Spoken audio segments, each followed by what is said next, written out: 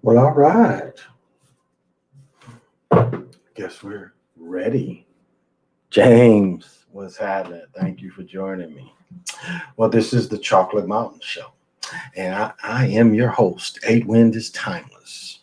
I am a holder of the continuous ball game of the Hero Twins. I am your galactic daddy-o sitting on my terrace pyramid galactic patio, ready to funk one and all.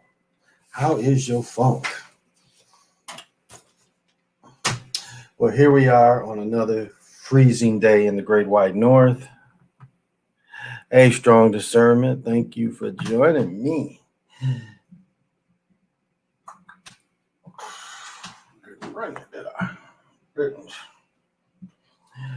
It is cold as hell up here again. I've been in the house for a couple hours. Had to pick my son up from work.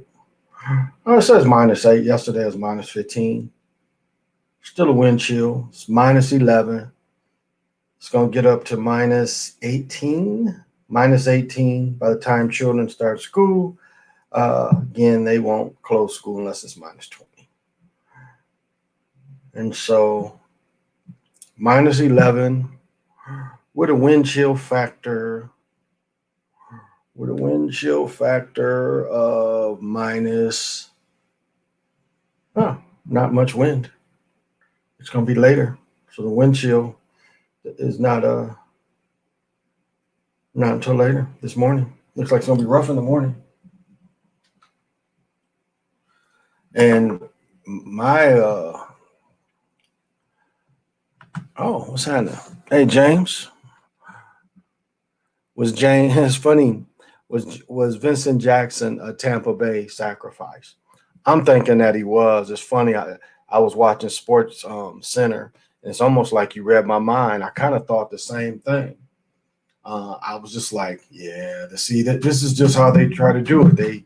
They say the guy checked in, the family didn't know what happened to him, and then the dude ended up dead. I mean, it don't normally happen like that, where cats just end up dead. Young man at 38. Now they're gonna try to say probably some kind of drugs was involved and he done binged, but that is always the tale that they like to tell. See that wordplay? So I think so. I really think he was. It just didn't make any sense that he would just happen to die. He would just happen to die. What is this? The week after the Super Bowl? That just didn't make any sense. I didn't think that made sense. I thought it was young man, just like I was saying with Mary Wilson. Even though she was in her 70s, still, when you're in bad health, I don't know. It just doesn't seem like you're planning stuff. You're sitting and resting. And this is the thing. If you try to hide, it's hard to hide now. It's easier to hide with somebody else than to try to just get a room. That ain't hiding. Anybody can follow you electronically. So, Jimbo, thank you. He appeared real close to the franchise after he retired. They may have paid a portion of it with his blood. Yeah, I can't say I disagree with you on it. He might have definitely had to pay the ultimate. So I would agree with you, Strong Discernment. He had to put that blood in there, but they signed the contracts. I mean, that's what Super Slide be saying. They signed the contracts, and he's absolutely right. The only contract you might not be sure of now, if you come from a major college, then you already know what the game is. You come from a smaller college, you may think at first, by the time you get out of your rookie deal, if you do get out of your rookie deal, again, rookies are virtual slaves. The average football career is only 3.5 years. That's down. 30 years ago, it was 5 years. Now it's only 3.5 years. So most players never make good money. It's like people think baseball players make good money. Baseball players are almost slaves to the minor leagues. You know how dirty they can do players? If a player has a good spring and a good beginning of the season to stop arbitration, they'll send them back to the minors. And that means they'll have the player for another year. And so a lot of these cats don't get their money until they're kind of older. But football, again, they're slaves for 5 years. And then you can get franchised 2 years. So that's most of the people's careers. You hear about Nicki Minaj's father being killed. Yeah, Zach broke that down too, and definitely was. And honestly, she's not really hot anymore. Not really. Not since Cardi came around, kind of put silence on her. Not to say she doesn't make good music, but it kind of put some silence on her. It was like her place was taken with another kind of her type. So yeah, I think so. I think he had to pay for her. Yep. Mr. T Gaming, thank you. Yeah, I've been hearing it's snowing in Texas and they've been cutting your power off and on. Should that go to the Saints? Hey, homie 43. I mean, he ain't gonna be able to go till after this season if they don't franchise him.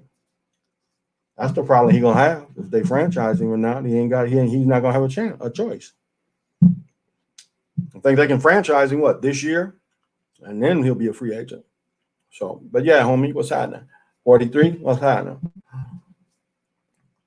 So that depends on him or not. But yeah, we see this again this time of year.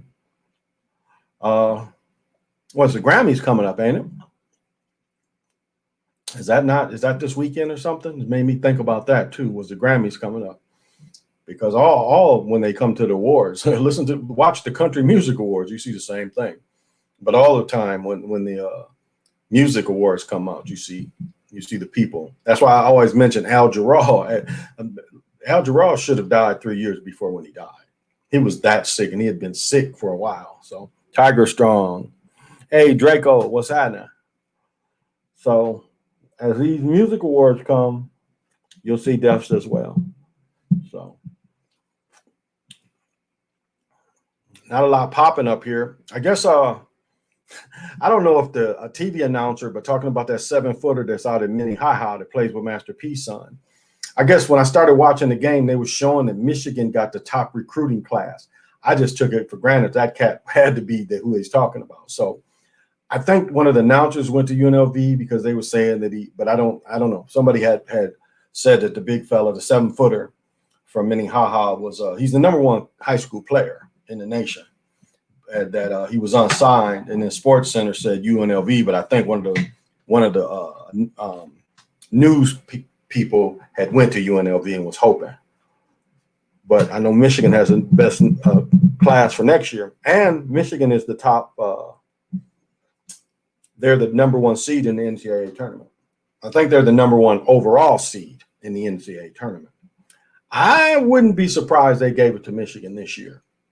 Michigan has lost 2 national championships recently. And then again with the Weber was definitely repaid for calling those games. He's on the NBA calling games. So you see how they do it. Because Weber looks into the crowd. He gets the rebound, and the first thing he does is he shoots his head to the crowd. And then he travels, and I think he anticipated them calling steps then, and they didn't. And it was the same way. If you remember what Chris Webber did, think a couple years later where Larry Johnson is playing Duke. And this is in the this might have been to go to the Final Four. I think it was to go to the Final Four. So UNLV had won it the year before. They're playing Duke. Larry Johnson doesn't take Christian Laettner to the basket one-on-one. He passes to Anderson Hunt, and Hunt heaves a shot. Now, it was only down 1, I think. I think he couldn't. They were down 1, I believe. Larry Johnson doesn't take Christian Laettner. When is Christian Laettner ever a good ever a good defender for Larry Johnson? Just shows you. Remember, Larry Johnson wore the dress. Surprised he's not an announcer now. Was Master P a good basketball player? I never got to play against him. Them basketball players wearing masks made me. Oh yeah. Well, up here, I read the announcement. I read it in one of our local papers a couple of weeks ago when they were saying people was falling out. They make and the parents went and petitioned the state, and the state came down and said, no, they got to wear that shit. So for all sports, they're wearing that shit. Wrestling, I think everything, except swimming, has to wear that stupid shit. And I guess they let them wear it under the nose if you kind of watch closely. But yeah, it's very disgusting. Again, 3 people were taken to the hospital. Numerous children passed out.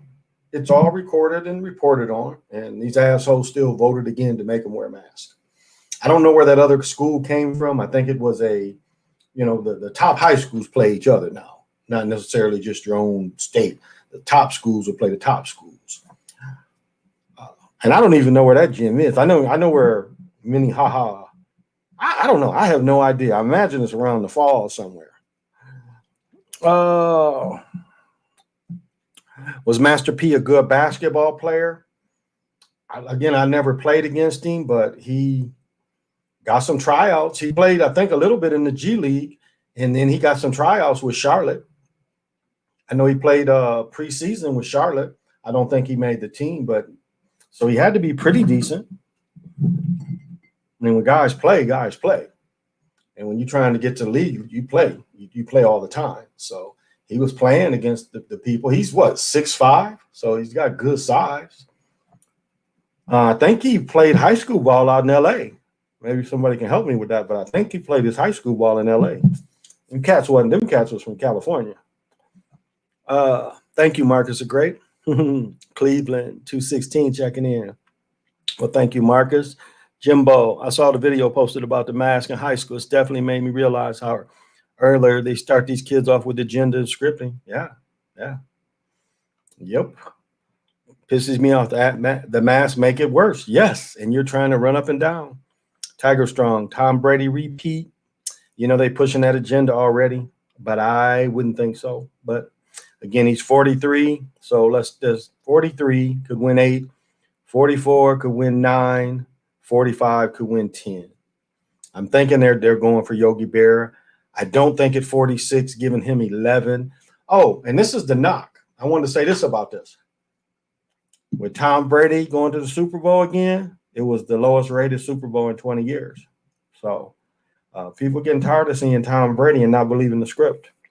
Believe it or not, our work is showing people some good because people are seeing it.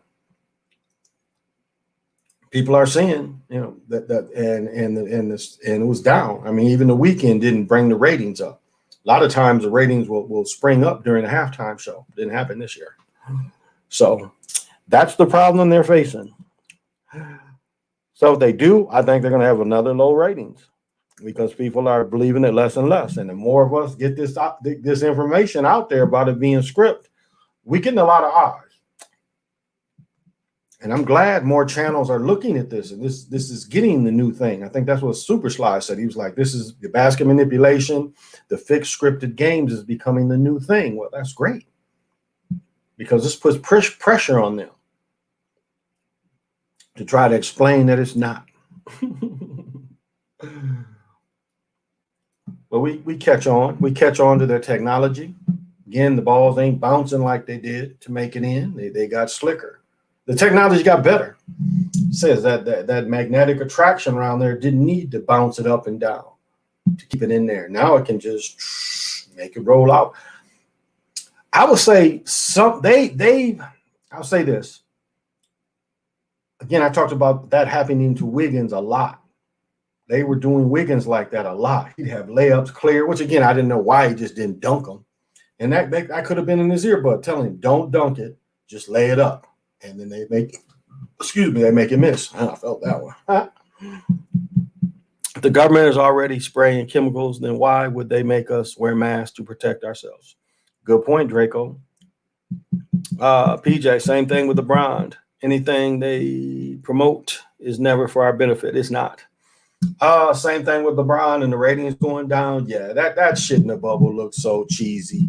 That was like one of the most cheesy events ever. Them sitting in the bubble and them trying to celebrate like it's really real.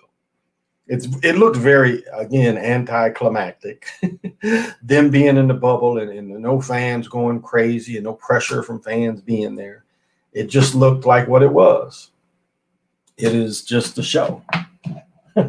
It's like watching wrestling, and you got Ric Flair and went to some other team. Now Ric Flair supposedly knocked out one of them young girls. Ric Flair got to be almost 70.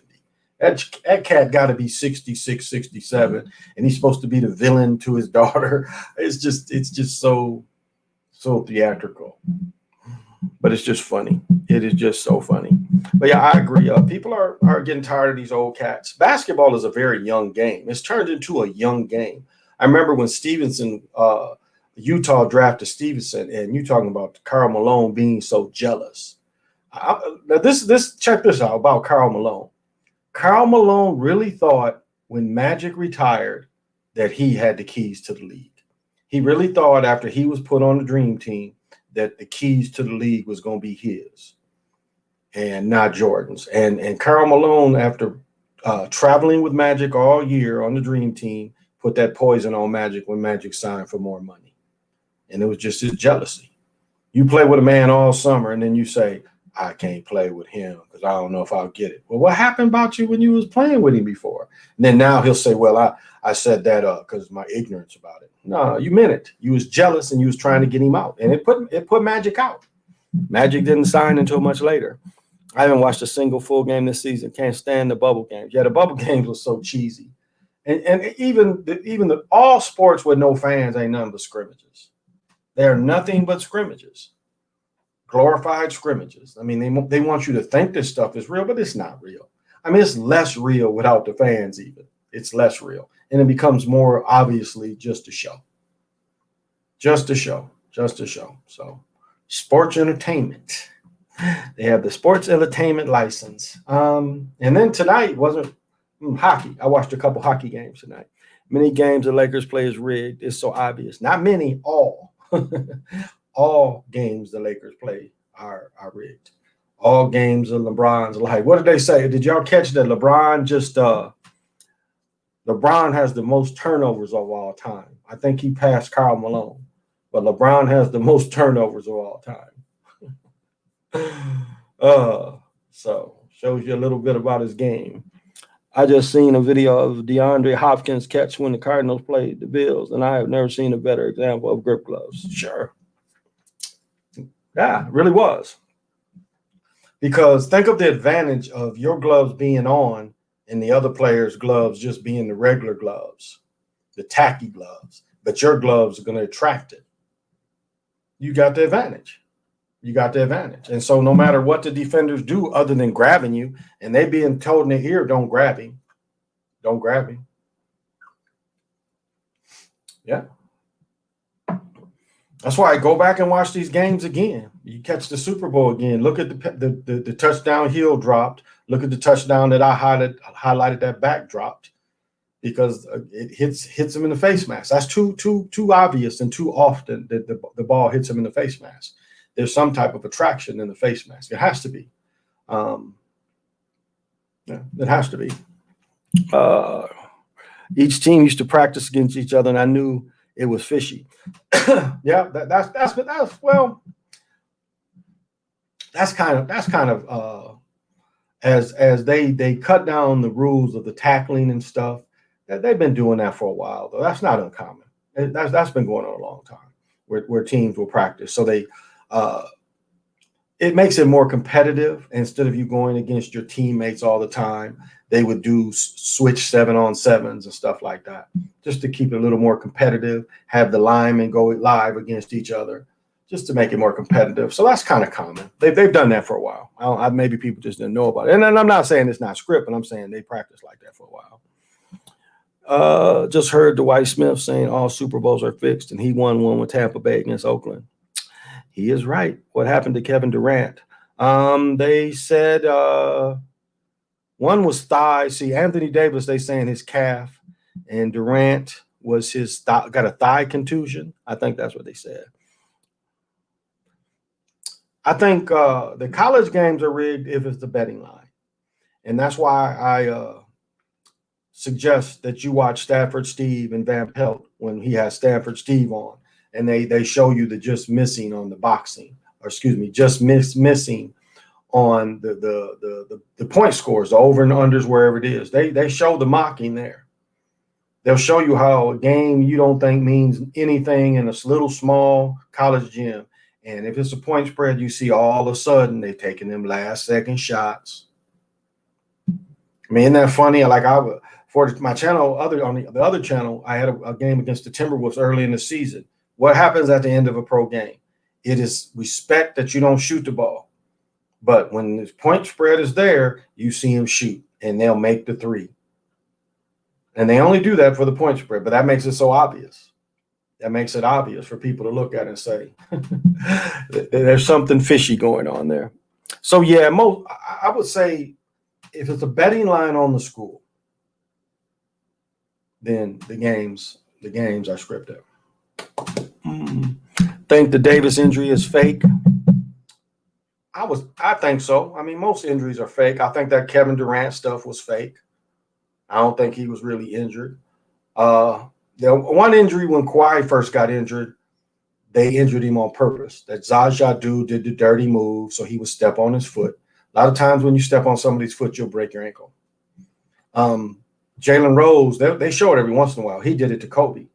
He did it to Kobe when they was Lakers in Indiana. He did that to Kobe, and Kobe damn near broke his foot when they was playing Indiana for the championship. I don't know if y'all remember that. Jalen Rose did that trick.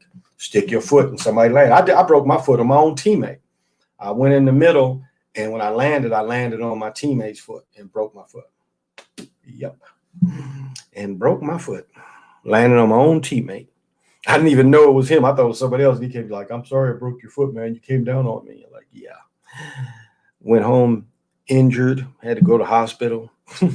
I was coaching high school ball then. I was coaching JV. And I would have to coach with my leg. Now, this is something people might not remember. In the late 80s, Michigan was so bad with the refs and the coaches had to sit down. You didn't stand up. They took that away. I think my first year was 86, 87, 88. I coached for 5 years then. So I think to 91, yeah, we had to stand. We had to sit down. If you stood up, it was a tech. And so when I coached later at another high school, I was used to sitting down, and they was like, you should stand up. But it was like my habit, and what I got used to and trained to do was sit down and watch the games. Plus my feet hurt, and I would dress up, and I didn't like and wearing some Stacy's or some wingtips. I didn't like standing on them shoes all day. My feet would get to hurting. The old stick your foot in the landing, targeted injuries 101. Exactly. It is. It'll break your foot. Yep. Believe me, it happened to me. When you play ball, you play semi-pro for 20 years, you're going to get injured. It's just no way to get around it. No way to get around it. I know. And I think the guy got hurt on purpose, but there was a guy who used to be part of my crew, and I say he got hurt on purpose because trying to think what Charlie was doing. Because Charlie did some of my games. This cat reffed so long, he had reffed with me. He had reffed some of my games when I was in junior high and high school. And so this cat he was in my crew, but he had worked, I don't know what he was working. He was working another game, and he got in the way. It looked like purposeful that he got in the way and got ran over. And he had neck injuries, broke his shoulder and all that stuff. But I think he did it on purpose, listening to people working with him. Jordan used to kick his T-ball. Used to kick his legs out when he shot. Reggie Miller did that the most, and they used to give it to him. Towns did that last night, and they called him for it. But Reggie Miller was that specialty. Again, if you want to see how Jordan changed his jump shot to the shot that he hit, the shot that he hit against Georgetown, and then you look at the way he ended up shooting with the fadeaway kicking his feet. Check out Kyle Macy's video, and that's Jordan's shot. Jordan's second part of his career, he copied Kyle Macy's shot. And again, him and Kyle Macy play guards. Kyle Macy was a little older than Jordan. I want to say Kyle Macy might have had me. I don't know. Kyle Macy might have been close to my age. maybe slightly younger, slightly older. I can't remember. Jack, I don't know what it is, but I think the Timberwolves are fishy. They are one of the main teams in the rig. First, they have Cat and all this fake COVID stuff, and their coach, the son of Flip. Well, yeah, I mean, Flip was definitely a sacrifice for his son. He was a sacrifice for his son to get on again being on the staff, training, not being another player, because that's what they've moved to. They train these cats that didn't play. Like Jimmy the Greek said, if you let brothers start coaching, what are the Europeans going to do? What jobs can they do? So just like we see the Rams coach, McVays, we see the McVays, we see the Grudens, all these cats that didn't play. I think the one Gruden, they used to be Washington coach. I think he's the only one that played. I think he played at San Diego State maybe. But most of these cats ain't ex-players. They were in the league. 8-win. What you think about the Warriors so far? Well, again, Warriors been on primetime TV every week. They're on again primetime national TV again this week. I like Kelly Kelly, the one that can jump. I like that cat. I like the way they're letting Wiggins play. Wiggins is starting to be one of the best defenders in the league. Again, at 6'6", he's very athletic. He's showing more of a defensive effort. They're letting Steph make his shots. The other guards they're bringing out are contributing. So I wouldn't be surprised that their problem is Dallas is starting to play better. Utah just won, 19 out of 20 games. Utah beat the Sixers tonight. So, Utah. So Utah's picking up. I think they're out of the 8th spot, or how up are they? But Ziggy got the juice. Yeah, Vincent was definitely a sacrifice.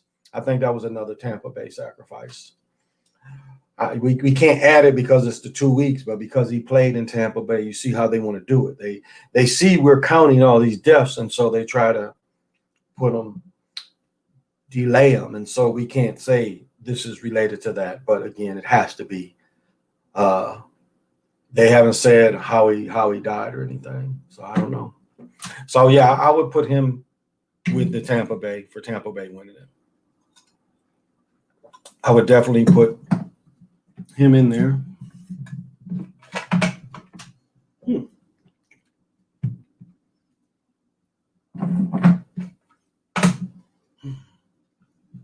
Shit just magically disappeared. Ah, there they are. Knew they had to be in there somewhere, y'all. Magically delicious. And that what my man says? Who's the little leprechaun? Magically delicious. Curry carrying the league. Well, what Curry does is, and it's twofold. Curry makes no need for big players. I'm going to go off a little bit. Did you notice Drummond ain't playing? Griffin ain't playing? The draft, the trade deadline isn't until March 25th. Matter of fact, they're talking about they might buy Griffin out. So it appears like them two are moving for each other. But why would Detroit? You got rid of him. Why would you bring Drummond back? I don't know why they wanted Griffin. Griffin been damaged goods. What would he have? 2-3 good seasons? But he was damaged goods coming in the NBA. He was doing that thing like a lot of the first round picks, hold them out the first year because they had all them college surgeries. He seems to be one like that too. But yeah, Tiger Strong, you got a good point. But going back to that is if you see Curry, again, no need for big players, just swing players. It makes young children that are shorter think they can make it again. So it's going to pick up all the AAU, all the basketball camps because everyone wants to be like Steph. But what did they do? What did they do, though? You notice Dame Dollar, he played the national game yesterday, ain't shooting worth a shit. Remember how they built? Curry gets hurt, Dame Dollar's built up for 2 years. Even the 1 year Curry got hurt, played the full year, they started building up Dame Dollar because Curry was getting him injuries. And they want to keep a small player playing. Oh, here's my question for anybody. What happened to CJ? Why didn't CJ play last night? I know Trent Jr. and the other young guy played, but I don't think CJ played. Is CJ hurt? I was going to see if Chief Blazing came in, if he knew. Rose back to Knicks makes no sense. Makes no sense at all. Why would they want him? Makes no sense. Most influential player in the last decade. The most influential. Now they're trying to say he's the greatest shooter of all time. Okay. Yeah, they didn't see Hal Greer, downtown Freddie Brown, again, Jesus Shuttleworth, Reggie Miller. I mean, you can't. But it's again, what have you done for me lately? That's how the fans look at it. What have you done for me lately? And so that's why he appears to be the greatest shooter of all time. I think he's going to be he's going to pass Wilt in scoring. And that's some shit. Wilt didn't even play a full career in San Francisco or for the Warriors because, again, they were the Philadelphia Warriors before they moved to San Francisco. And Wilt still played like 6-7 seasons all-time leading scorer. My friend just put a game that Wilt had. Wilt played a game. He had 53 points. He had 30-some rebounds. He had 14 assists. He had 11 steals, and his player rating was like 82% or 80. It was 80-some percent. And you want to say Michael Jordan was more dominant than that? Michael Jordan never had a game like that. And yes, Will played against less teams, but again, against the competition, and that's how you have to judge a person. It's like you have to look at Jim Thorpe against the players he competed against. This man played pro baseball and pro football and was Olympic gold medalist. That's how you have to judge him. You can't judge him by current standards. You have to judge him by the people that he played. And when Will played, he did something no one else ever had done. I mean, as far as a scoring, not just a big dude, but a big dude that could run up and down the court and dominate the game and play the whole game. I mean, no one will ever break Wilt's record of averaging more minutes than the minutes in a game because of the overtime games. Wilt played season where he played every minute. So there's a strong argument there with Wilt. CJ has a fractured left foot. Okay, thank you.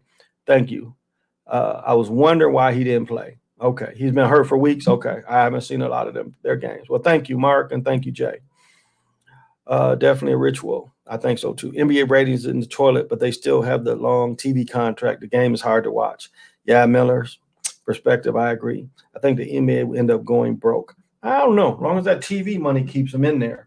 The owners are having, again, the NBA owners are mostly all billionaires. I think they're all billionaires. And so you got guys that ain't really counting. They don't really need the concessions and all that. It's the football owners like Davis in Las Vegas that wasn't. I don't think he's a billionaire. And then the people that just built that Rams stadium, again, they had to a lot of loans and a lot of payments and not making any money off that thing, only TV money. And then with the TV money, they have to share that revenue with the players. So puts a lot of them in a pickle. Mark, I've seen way more jab step pull-up jumpers. Makes it seem like they are told don't shoot it until they turn the magnets on. Timberwolves Mav last week, you could hear the system get turned on. That's a good point. That's a pretty good point. And remember, the Timberwolves lost 4 in a row. Then they let them win. Was it last night or night before they let them win? But they lost 4 in a row in games that they had won. It was like all those games, they was into the games, and all of a sudden they just start playing bad. Or they dribble over, under a screen, wait 3 seconds, then shoot it. Not a natural movement. Well, and then I say one of the best ones I caught was in the bubble was when the dude from Texas A&M plays with the Lakers, screened his own man.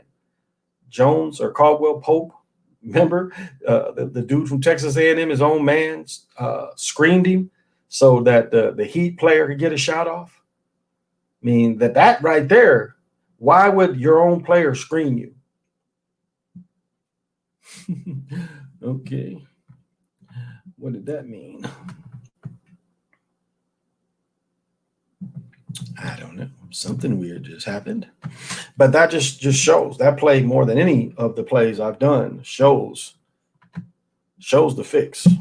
Because You want to help your player. You switch on defense. You don't screen your man so one of the best shooters on the team can get an open three. But see, we catch that stuff, and that hurts their ratings. Like it or not, that hurts their ratings. They're going to have to end up making new teams to keep the ratings up, and that's in the works. That is definitely in the works. If anybody watched that Al Davis movie, the Al Davis and Pete Rozelle movie, if anybody watched that, the 30 on 30, remember Pete Rozelle's talking in the 60s. He was talking about cities that wanted teams. Jacksonville, which had the Gator Bowl. There's only 2 stadiums left that I played in. The Gator Bowl is one of them. They just fixed it up, but it's still the Gator Bowl. A team in Carolina. He named teams. He said Nashville. He named teams that now have pro teams, but he named the cities. Excuse me. So this is they knew they want, to be honest, to look at this thing from an honest point of view. They want a team in England, but they know it's going to be a hard sell to American players. They want NFL Europe was not a total failure because there are still teams playing pro football, American pro football in Europe. I have a couple people I know playing in Poland. They're playing pro football in Poland. Again, they're not making the greatest money, but they're still doing something they love. So there are still American football in Europe. That's why I was surprised when they canceled the NFL Europe. And they've been striving to send a team to London in that Wembley Stadium that holds 100,000 people. So they want that. It's just logistically, does it make sense? Again, I think I talked before. We were looking at creating a World Basketball League, and that was the biggest challenge on how to schedule the teams with all these different time elements. But we were truly trying to put in a World Basketball League. And so we had to consider all those things as how to, are we going to play little short tournaments or how are we going to do it? Because to make it make more sense. Very hard logistic thing to do. It was a very hard thing for logistics. And we all sat down and tried to put it together and make sense. And then we had to look at, the revenue coming in. We had to look at the flying because it was going to be a league of mostly just flying. Was it cheaper for the league to charter some planes? I mean, we looked at all those things, and it just came out in the end. We really didn't have enough money to do it. They're trying to make the Knicks a playoff team. The Knicks is the most popular. No, let me take that back. The Knicks is the most profitable team in the league every year. So they don't care if they win or lose. I listened to that the other night. It was like, yeah, the Knicks is the number one in profit NBA team.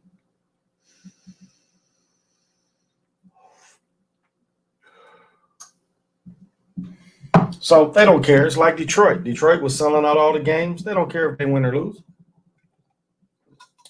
They're just in it to make money. They're not in it to win or lose.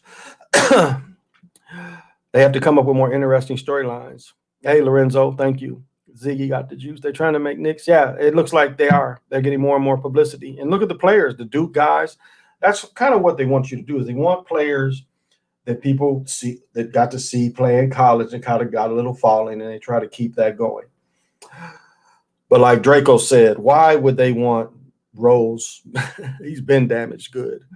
All sports fix, but soccer doesn't change rules. NBA changed so much rules to point the games unrecognizable. Oh yeah, I mean the biggest rule that helped Michael Jordan was the not only did they take away the hand check, but the physical part of the game. Watch when you see if you guys got the NBA channel, watch when they show an old game of Jordans. ESPN does it too, and you see the difference. One of the best examples I've had is they showed Portland the year before Jordan did this against Portland. They showed, or maybe it was even the year before they took out hand checking, they showed Portland in the Bulls, and they handled Jordan and they handled the Bulls. Portland beat them easy. And the next season, hand check is not there, and Jordan has it easier. But my point is, remember when Dwayne Wade went to the hoop all them times and got them 20-some foul called against the Mavericks? Jordan was playing almost every regular season game like that, constantly putting him on the line. I bet if we broke down his peak years, I bet Jordan averaged 15 free throws a game, at least 11. So that just shows you how much they helped him. It shows you how much they helped him. Yeah, they wouldn't do it now. Exactly. They wouldn't do it now, Ziggy. I agree. Rose got traded back to the Colts. They killed him. That's true. Because Rose shouldn't have been in the game when he got hurt. He should not have been in the game when he got hurt. Again, they same thing they did to Grant Hill. And Grant Hill listened to him, called him soft, played him with a broken ankle. It took him 4 years. And again, a lot of people don't know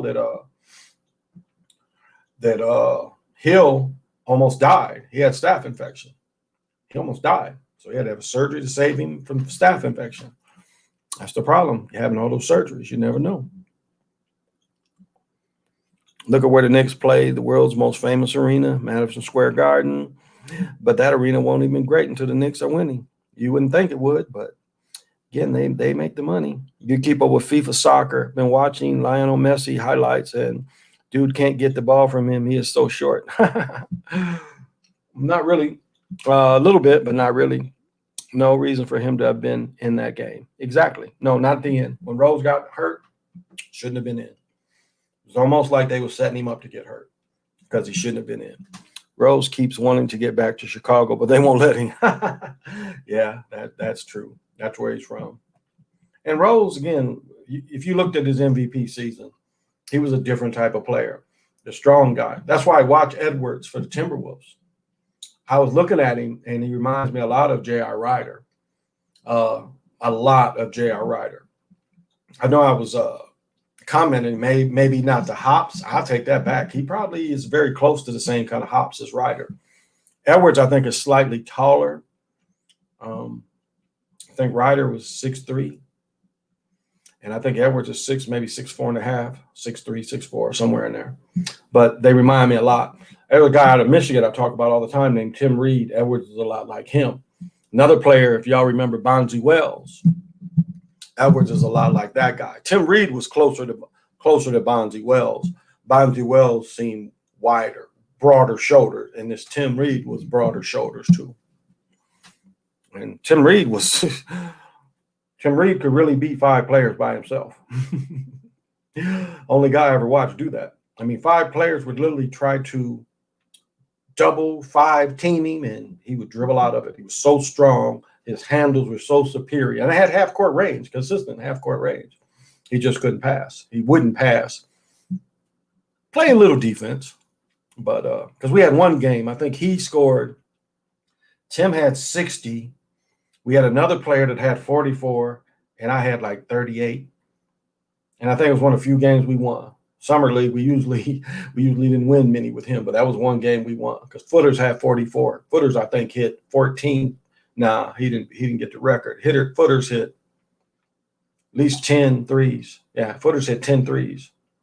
Because I hit one game, I hit 11, and then Michael Whitaker he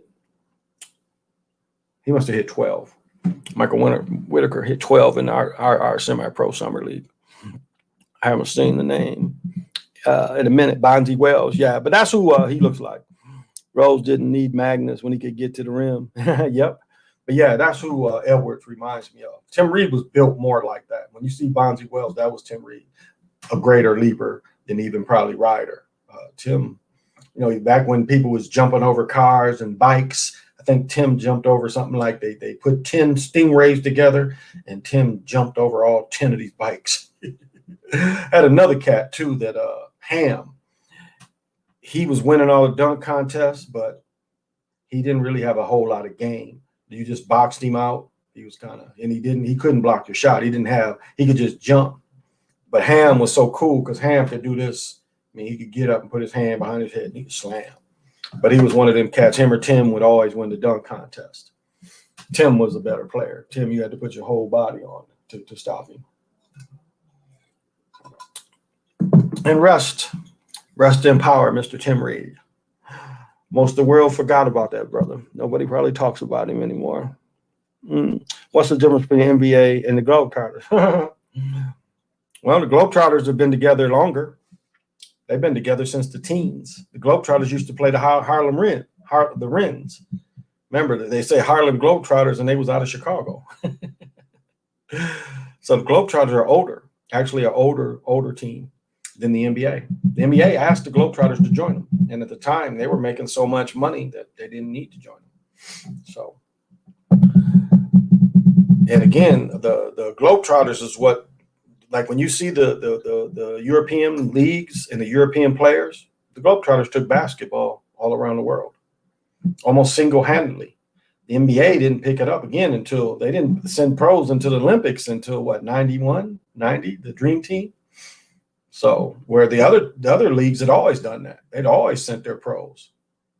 We the only country that act like they have to be amateurs, where the rest of the league wasn't paying any attention to that. You were seeing dudes playing in these foreign pro leagues, playing in the Olympics.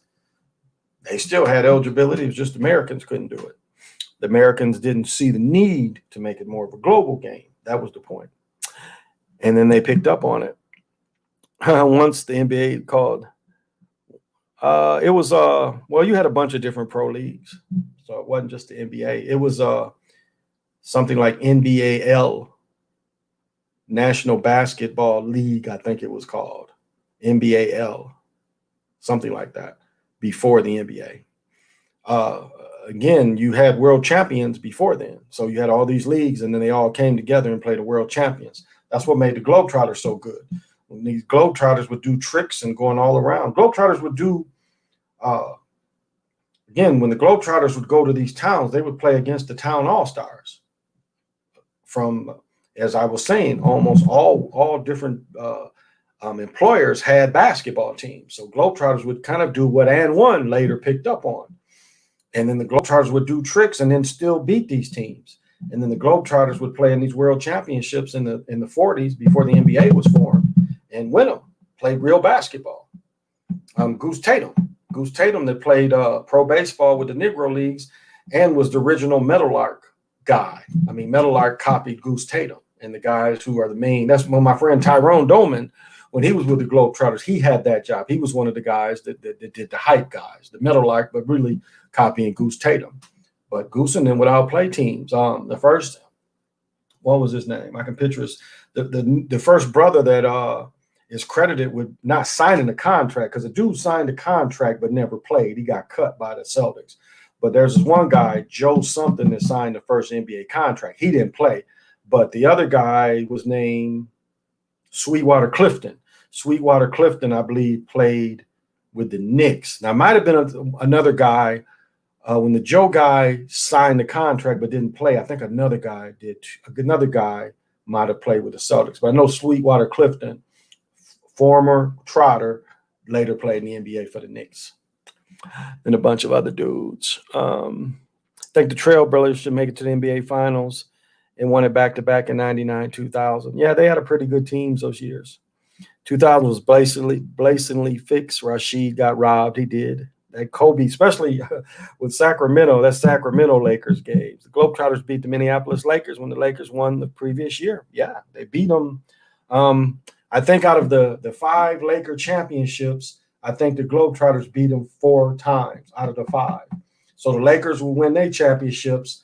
They would be the world championships. And I think the Lakers only beat the Globetrotters 1 year out of the 5 times they won the championships.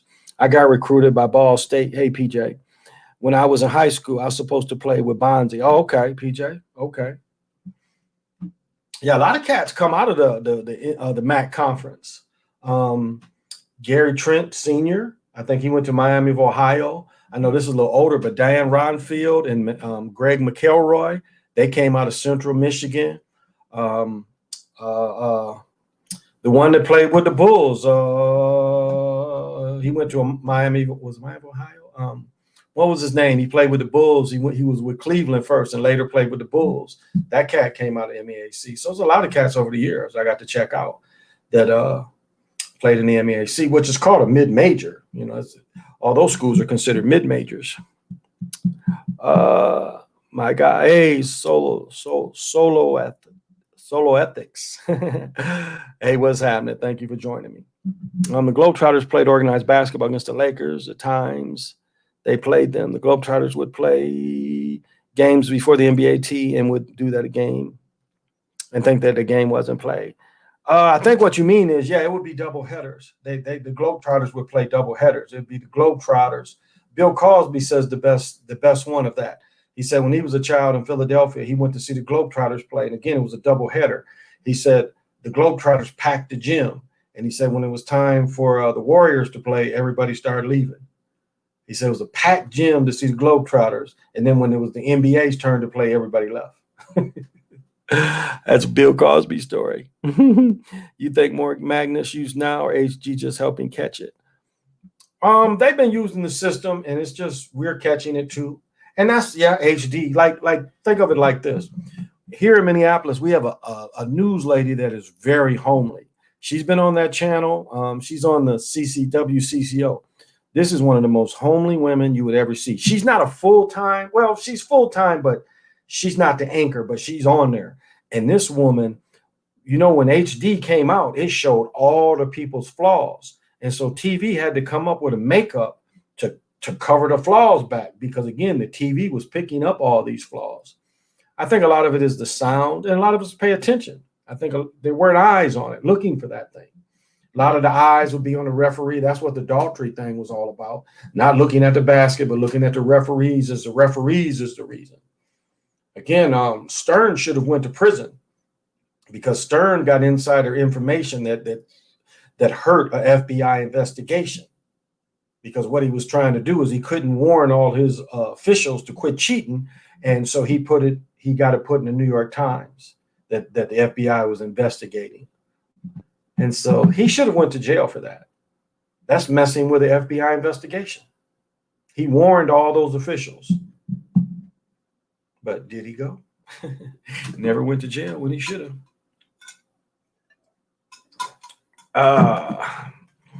I started gambling, then came up across your page when I look at these games. Yeah, and that's the thing, and that's the thing, Ryan, is you take that information and you apply it to the hustle. You apply it because it's again you're playing against that little man. There's so many in-game betting that little egghead man in the little room is you trying to outthink him. And again, what did somebody say before? He has $1 billion business behind him to make you lose money. And you just got like us, the kind of stuff that Zach does. So it's a big difference. They have the advantage. But your advantage is as you pay attention, look at all these kind of channels. They're pointed out. And once it's pointed out, then you make your decisions from that. And try to make a profit off it. That's the problem. That's really how we beat it. It's funny how they never upgrade the quality of TVs. Like when I show old videos, it's amazing that we watched TV when I was a child. It had to be super fuzzy. And just the way our minds perceive television. Think how fuzzy black and white sports was. And people, yet they watched it. I mean, a lot of people in the 70s, in the 60s, a lot of people didn't switch over. Like we got our first color TV the first year Batman was on. And I want to say that was 66. There was a lot of people didn't get color TVs until the 70s. And there was big color TV. I mean, big black and white ones you could get. You could get a big true black and white one. The black and white TV from the 60s I took to college in 79 was probably a 19-inch. That fucker was... And it killed on me. I think I used that TV my freshman year. That TV from the 60s that I took to college still worked, I think, in 79, 80, my freshman year of college. And then I ended up getting a little small one. You could always get them TVs $30, $40. But when I look at these games, knowing the point spreads and all of it, it's so manipulated. I see the magnet used after watching NBA for 10 years. Always thought it was a legit game. Yeah, Ryan, it's tough. Come out with the 4K TV that really serves no purpose. Well, I mean, they are clear. But what the funny thing is, if you have a new TV, it's 4K, and you watch Netflix, and Netflix has a thing of just 4K movies. You can see a little crisper. And as I said, Back when my daughter was born, we bought a 3D TV. And back when we bought it, our cable service had 8 3D channels. And it was really different. It was an upgrade. But the boxing was the best. You'd put those 3D glasses on. Again, you were very limited. You had to sit somewhere near where the glasses could pick up. But it was like the coolest thing about the boxing was it was like you could see the people across and see their full face if they had a jury. I mean, it was that clear. Boxing was probably the best. That what you see now, one of my friends had told me they had TVs just as good as the 3D TVs, and she was talking about the 4K we see now. And I'll tell you what you can notice how you see something you once couldn't see is when you look in the crowd. Well, let me back up. So when I would watch the games on this 3D TV in 10 and 11, you could see the faces of almost all the players on the bench in football, and you could see like those lower rows. You could really see the faces. With 4K TV, you can see that. You can see that now. Even watch basketball, you can see the people in the stands a lot clearer, whereas years before they were kind of blurs. But the 3D TV hit me to that was, that you could see it that clear. Now the 4K TV, and my TV is a 17, and my TV shows that. So some movies are video games, but not live TV. Done watching, waste of time. Yeah, I sleep on a lot of the games. And again, get the information and report. And a lot of times I'm lazy. It's stuff I see. I like the Tatum shot in the early season. I saw it, and I was just too lazy to copy it. It's like, man.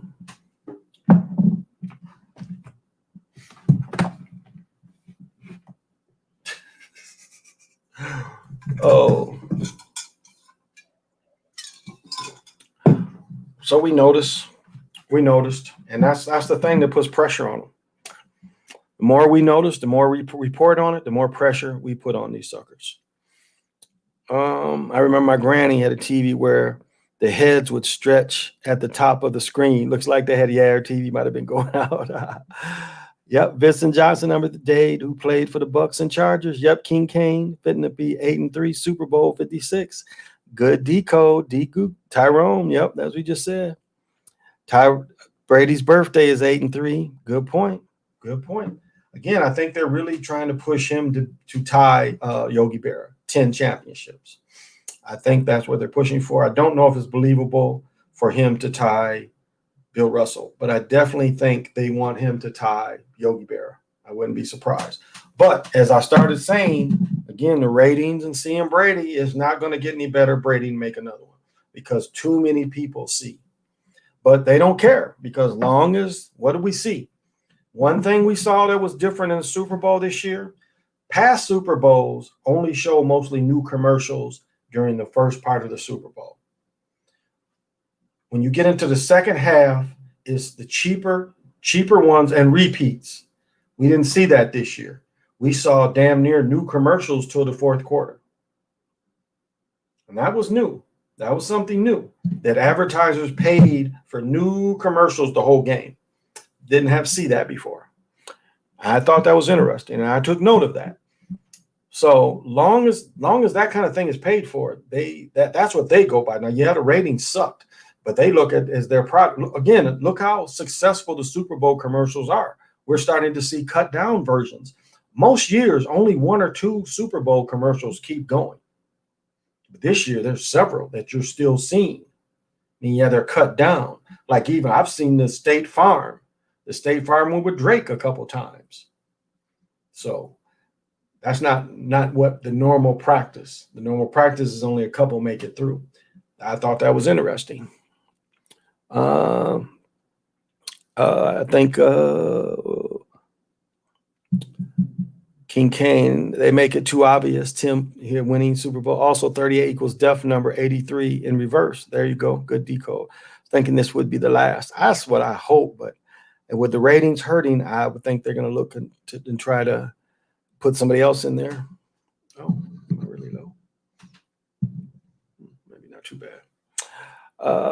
They will make the team look stacked Football is so also 83 in gematria. Thank you, Lorenzo. They were talking about it in the Super Bowl post game, how much better the Bucks are going to be next year.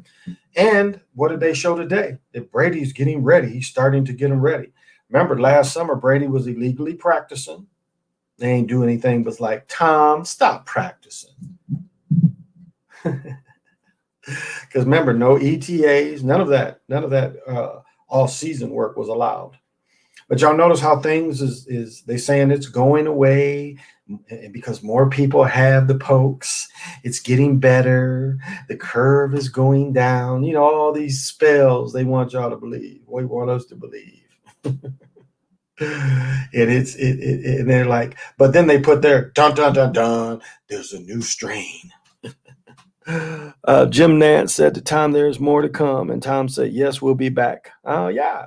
Again, Sports Center started off today showing Tom going back to work.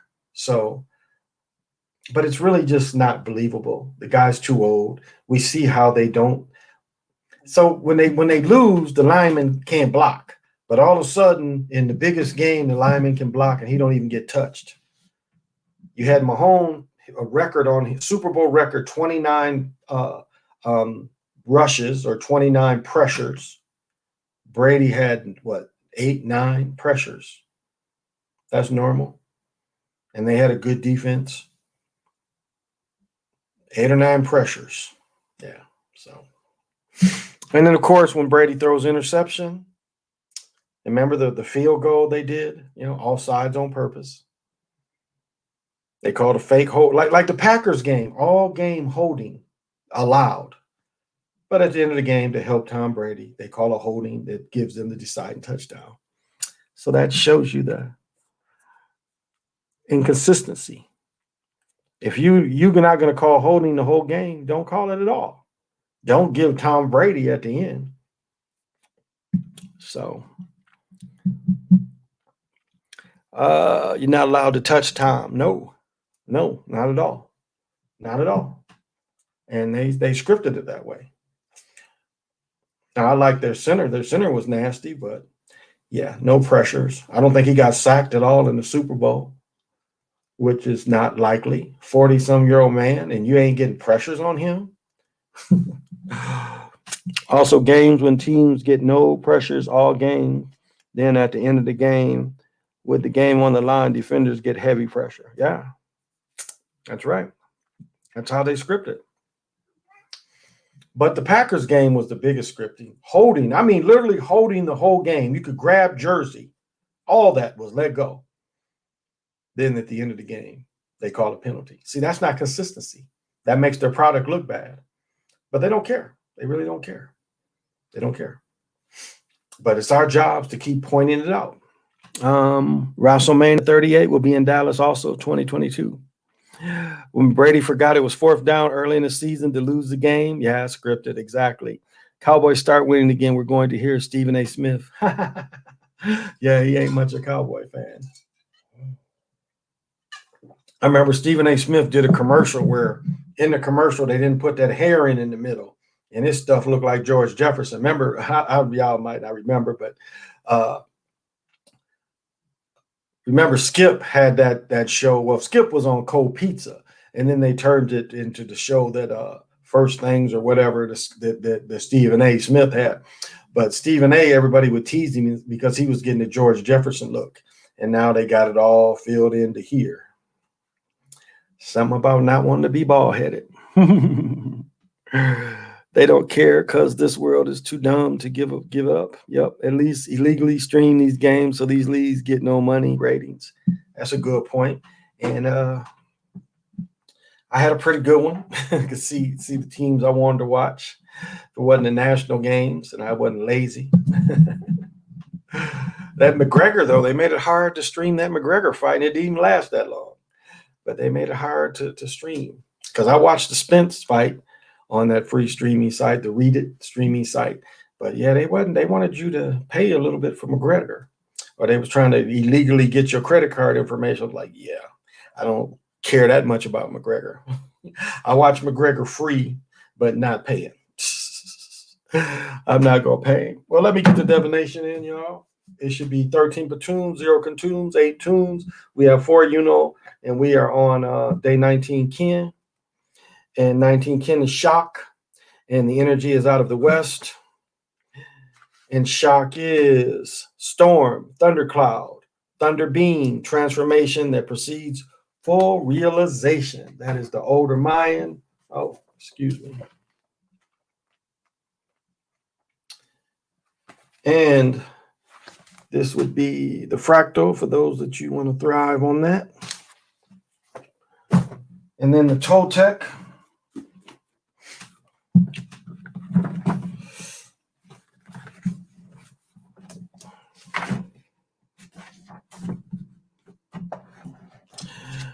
This is one of my favorite cards. In this card, we see Quato, the deity of the rain. In one hand, he holds a scepter that represents the flash of lightning. In the other, the axe that represents the strike of lightning. We also see the drops of water. At the top, we see the number 19, a bowl containing the corn seed that represents fertility. Talak, the superior deity of water, of which both Quato and Ato are representation. For the Toltec psychology, the water represents the mind, the serpent symbolizes the body, and axe represents the identity or personality. The broader meaning of Quato is the action of nurturing or fertilizing something that will bear fruit for future harvest. This card tells you that your dream is getting closer, but the seeds of your dream need your nurturing action to achieve their destiny. At the moment, you may be experience some anxiety about the results you want to achieve, but everything is a process, and one stage cannot happen before the previous stages has been completed.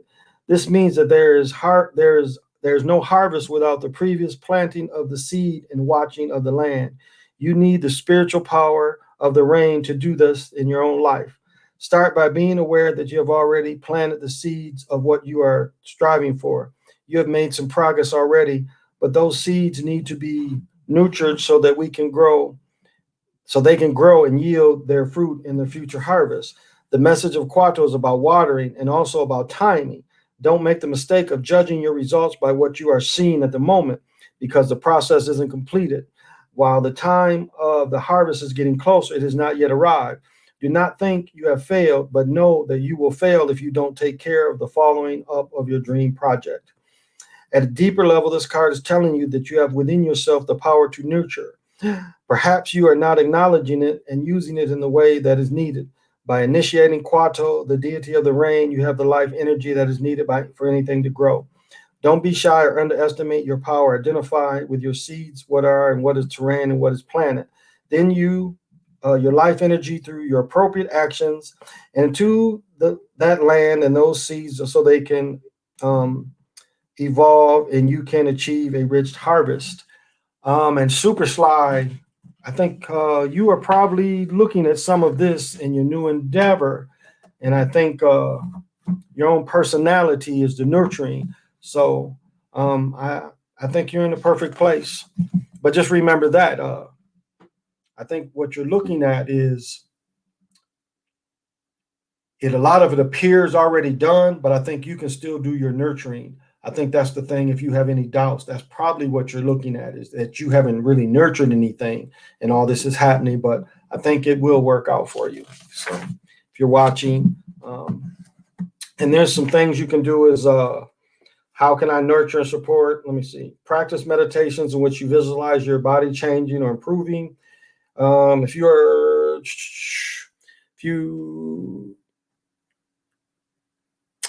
investment has been going well, consider investing some more. Yep. So I think that would help you. If you have any doubts.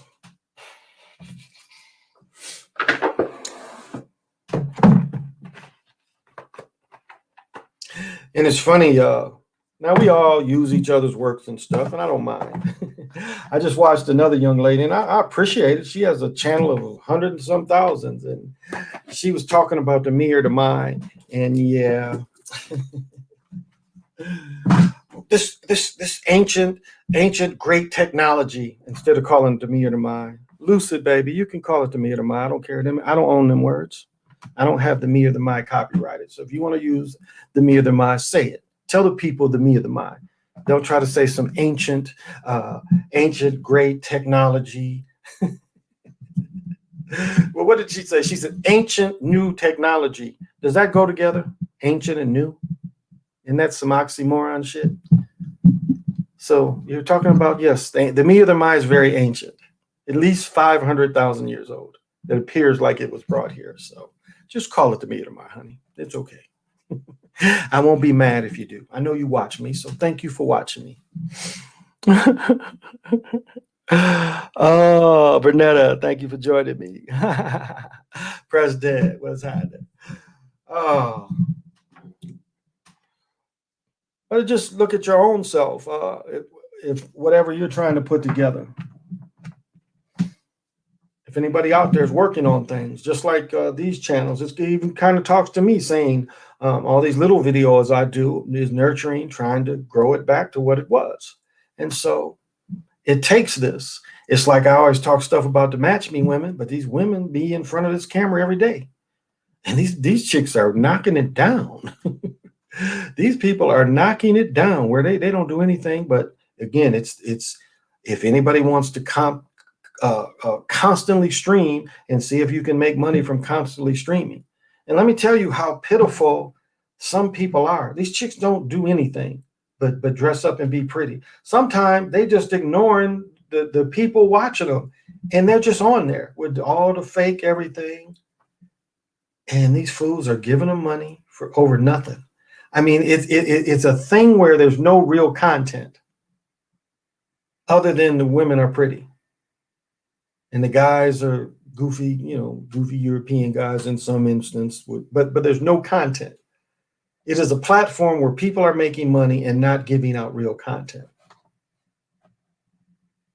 And I'm not hating on it, but it just shows you that there are people on this earth so desperate that if they can just look at a woman live and send her a little money and she says your name, or or you'll send a chick money and the chick says you're a boss, and guys feel good and keep giving these people money without any content. I mean, think about if a person tried to do this on YouTube. Don't talk about shit. Don't give any makeup tips. She's just sitting there. Some of these chicks be sitting there just holding their phones. They answer a question. They get little people on. They talk, and people give both money. I mean, it just shows how sad the people are, how lonely people are, that you would give money to someone without any real content.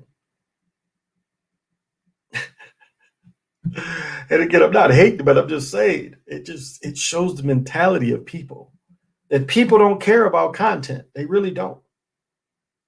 Content doesn't seem to matter.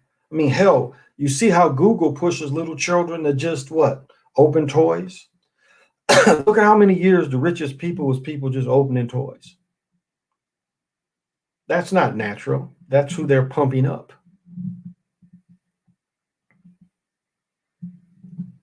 That's who they push up. These numbers they're not real.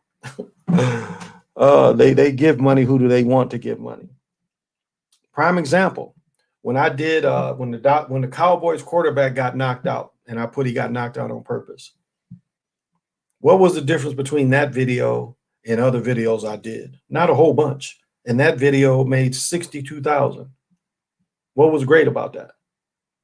I mean, of all the 3,000+ videos I've done about sports, how was him getting hit on purpose and me talking about that worth 62,000 views?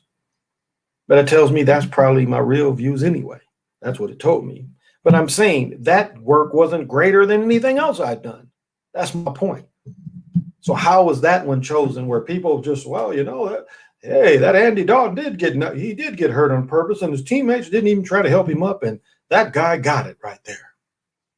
Wow, we got to watch him. Hey, buddy, did you see that? Yeah, Andy Dalton hurt on purpose, and that guy tells a story about it. Wasn't any better than anything else I did. It is up to this machine. They pick and choose. It ain't really real people. I mean, It's the machine picks and chooses if they want to give you money or not.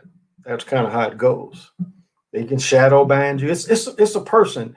I keep looking her up, and I'm lazy because when she sent me the link on Facebook, it keeps asking me to get in, log in, and I can't remember my password is somewhere around here. And I'm like, but just looking this chick up, she only has like 50, 60 to 100 subscribers. I can't find her. She's on here, but you put her name in here, it won't show her name. And she's interviewing all these people, and they pretty much got her shadow banned. At least when I put her name in, it should come up. Doesn't come up. They give a bunch of other things, but that's how they do people, especially on content like that. She's a paranormal kind of thing, but that's how they do it. Well, thank you, PJ. That's kind. She was able to get money just by being a man. Women have no idea how good they got it. Some ways they do, but there's a lot of ugly women. Believe me, there's a lot of ugly women too. I get caught up on last night's show. I got caught up. You mentioned about how they say the woman comes from the man's rib. I say that's, yep, because there's a woman who dies. Should men get their rib back? Right, right. These men are donating money, women that ain't doing nothing but avatar.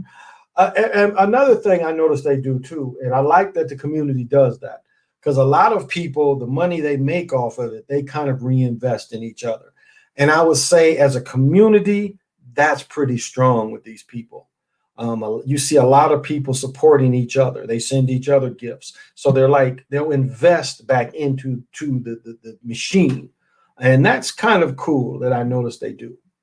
But some men just, I don't know. I guess they get, I just don't get that. I just don't get it.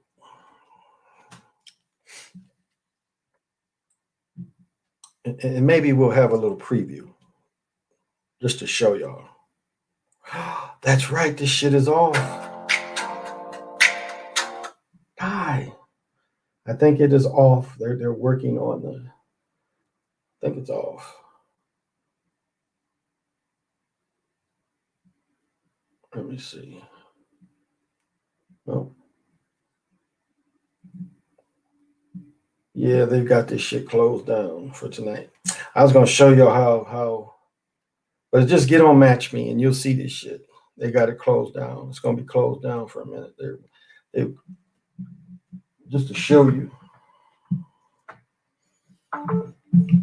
And many men out here, how attractive is the long butterfly eyebrows, which come from the 60s? How attractive is that? Like really, you look at it and like, man, them long eyebrows is really getting me, dog. Because when you get home, she can't sleep in that shit. She got to take all that shit off. But it's like, that's supposed to be beauty now. There's a little 15, 16-year-old girl lives across the street from me. Again, she's got that shit on. Because to them, that is supposed to be beauty. How many men look at them long eyelashes and really think that's beauty? Like that really turns you on. I mean, I'd rather look at a fat butt and a built woman than sitting there looking at her eyelashes. And that's only a beauty thing to them. Like, I don't think any men think that's beautiful. But that is beauty to them. They were showing this track girl, and it's interesting. See, you can run professional track out of high school, just like you can play tennis, golf, baseball, but they won't let you hoop out of high school. But if you're good enough in track, you can start running pro track. And there's these two sisters that run pro track. Both of them race. One girl pole vaults with these eyebrows on. And I was watching her, and I'm going to make a video about this chick, because this chick, when she pole vaults, you can see her blinking real fast. And I think those extensions give her a little lift. So I'm going to make a video about and show you how she goes to pole vault. And as soon as she pole vaults, she blinks real hard, and then she lifts, and then she blinks real hard. And I think those eyelashes have something to do with it. I think they've got some synthetics that's helping her get up and get up and get up. And then when she lands, it looks like she uses brakes for the eyebrows, the eyelashes. It's like, when she goes to land, she kind of blinks softer, and she lands really soft. These men here donate. Yes. Name that pimp. There you go. That's the new game show. I'm working on a game show, and that's what it's going to be called. I'm going to have an episode of the Chocolate Mountain Show. It's going to be named that pimp. So I'm writing. I'm trying to get that together, but I'm going to bring that as a game show.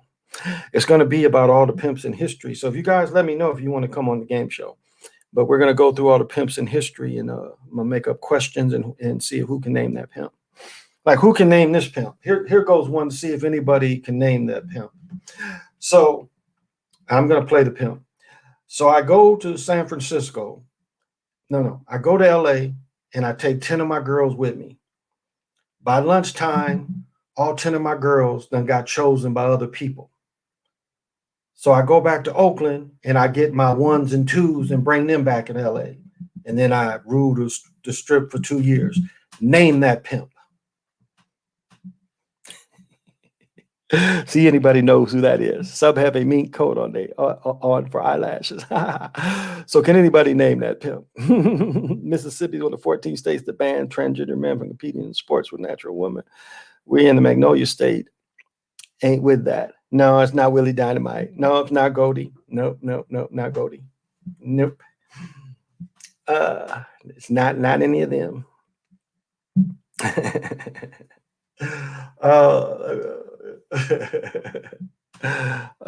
Sinful P. No. No,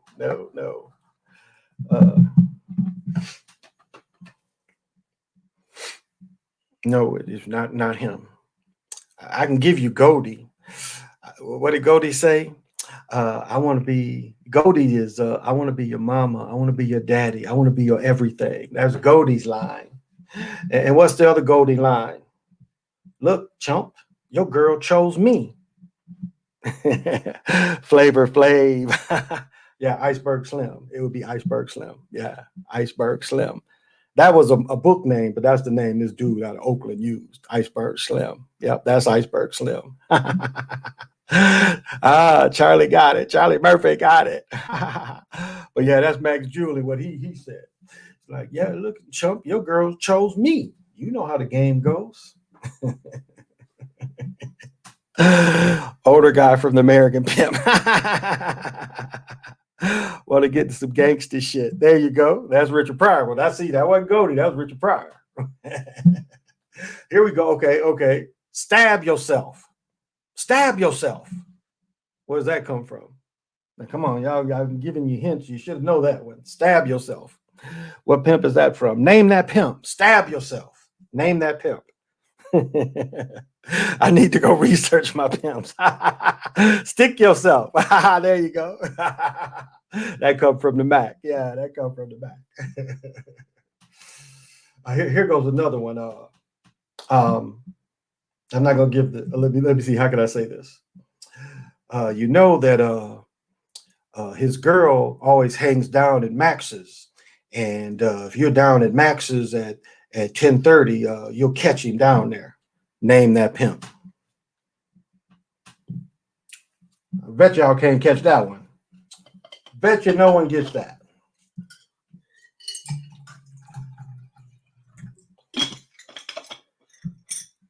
What I should do the music.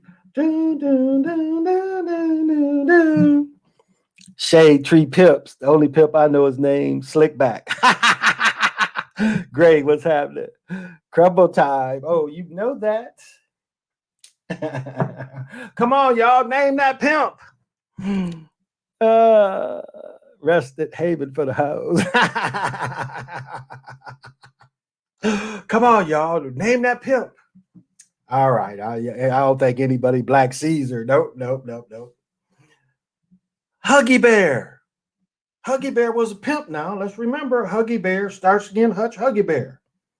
That was Huggy Bear. Remember, Huggy Bear was always a snitch.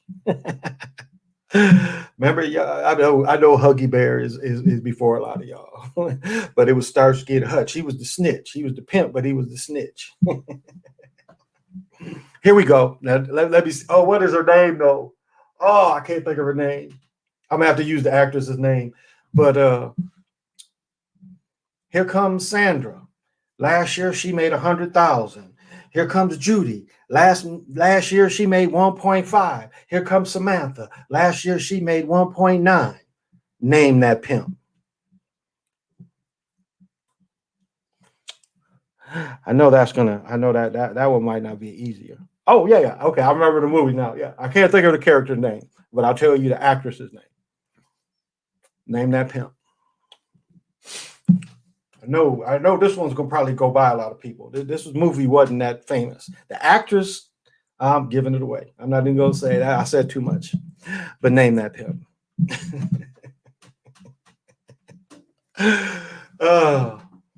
That was probably kind of hard. That comes from Truck Turner. And remember the person that played Officer Hulu on Star Trek? She plays, her pimp gets killed, and so she takes over his stable. And she's trying to sell the stable to a lot of the other pimps. And that's what she's telling them how much these people made. And it was amazing how much these people made in this. This is the 70s. But I can't think of her real name, but Officer Hulu from Star Trek, the sister that played on Star Trek, the first Star Trek. She played in Truck Turner. The lady from Star Trek. There you go, PJ. Yes, Antonio Vargas. Antonio Vargas' son played pro ball for a couple years too. He went to Notre Dame. Yeah, the lady from Star Trek. Yep. That was her. I got a bunch of them now. When I hit y'all with one of the European pimps, I'll be like, that's not fair. But that's just a skit I'm putting together with some friends. I'm gonna do a greater thing on it. I'm just doing it off the top of my head, but I got a bunch of stuff written down. But that's a future game show I'm gonna do with some people. Just to have some fun, because it's not one way. You know, I can talk about sports all day. I can talk about spirituality. I talk about what the people want to hear. You know, I try to talk about to be entertaining. And that's the thing. So we can't just be one way. We can't just talk about one thing all the time. That gets stale. And the thing about it is, no matter how good your information is, that it still makes it stale. You have to find a way to incorporate new things and be broad a way you present information. Because if you have one way of presenting information, again, it becomes stale, and you're trying to beat people over the head instead of finding your niche on how people can really absorb the information. The funniest part was on the Mac is when he beat her down with that hat because she only gave him $5. Oh, okay. One more. So I got one more. So, baby, you know, I'm trying to make it to the top. And I know if I'm with you, I can make it to the top. So I just need you to do what you need to do to get me to the top, to get us to the top. Name that pimp.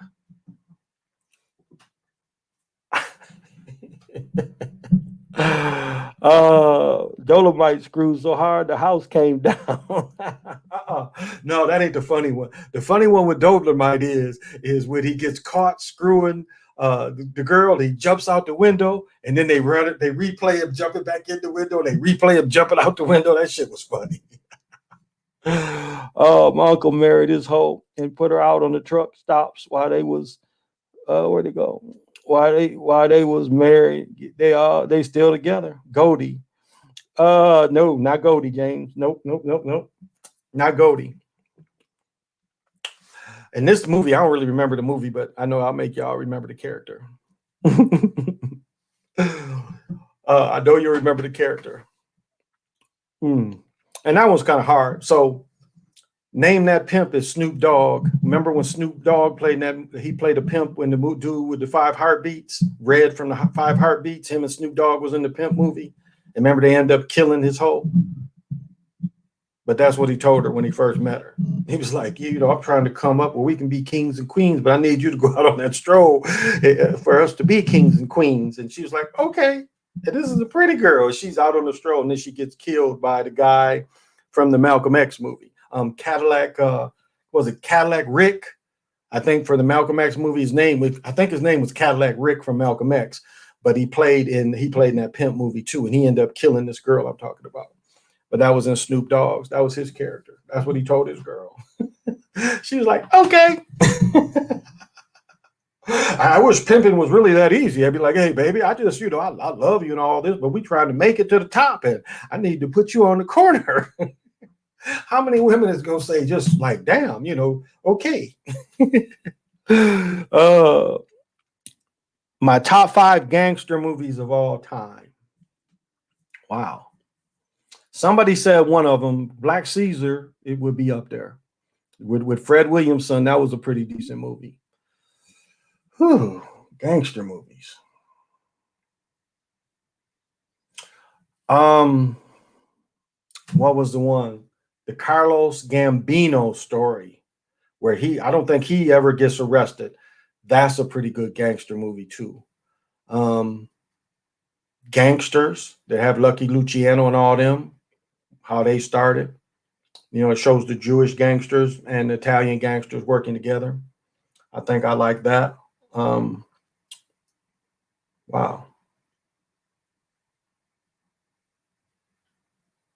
Didn't really like American Gangster. Was kind of disappointed in that one.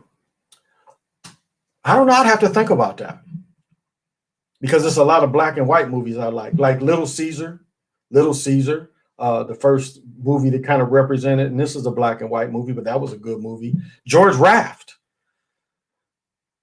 George Raft, everything he says is yeah, it's like, no, see, you didn't have my money, Mickey, see, and if you don't pay me my money tomorrow, see, we're going to bring our heaters out on you, see.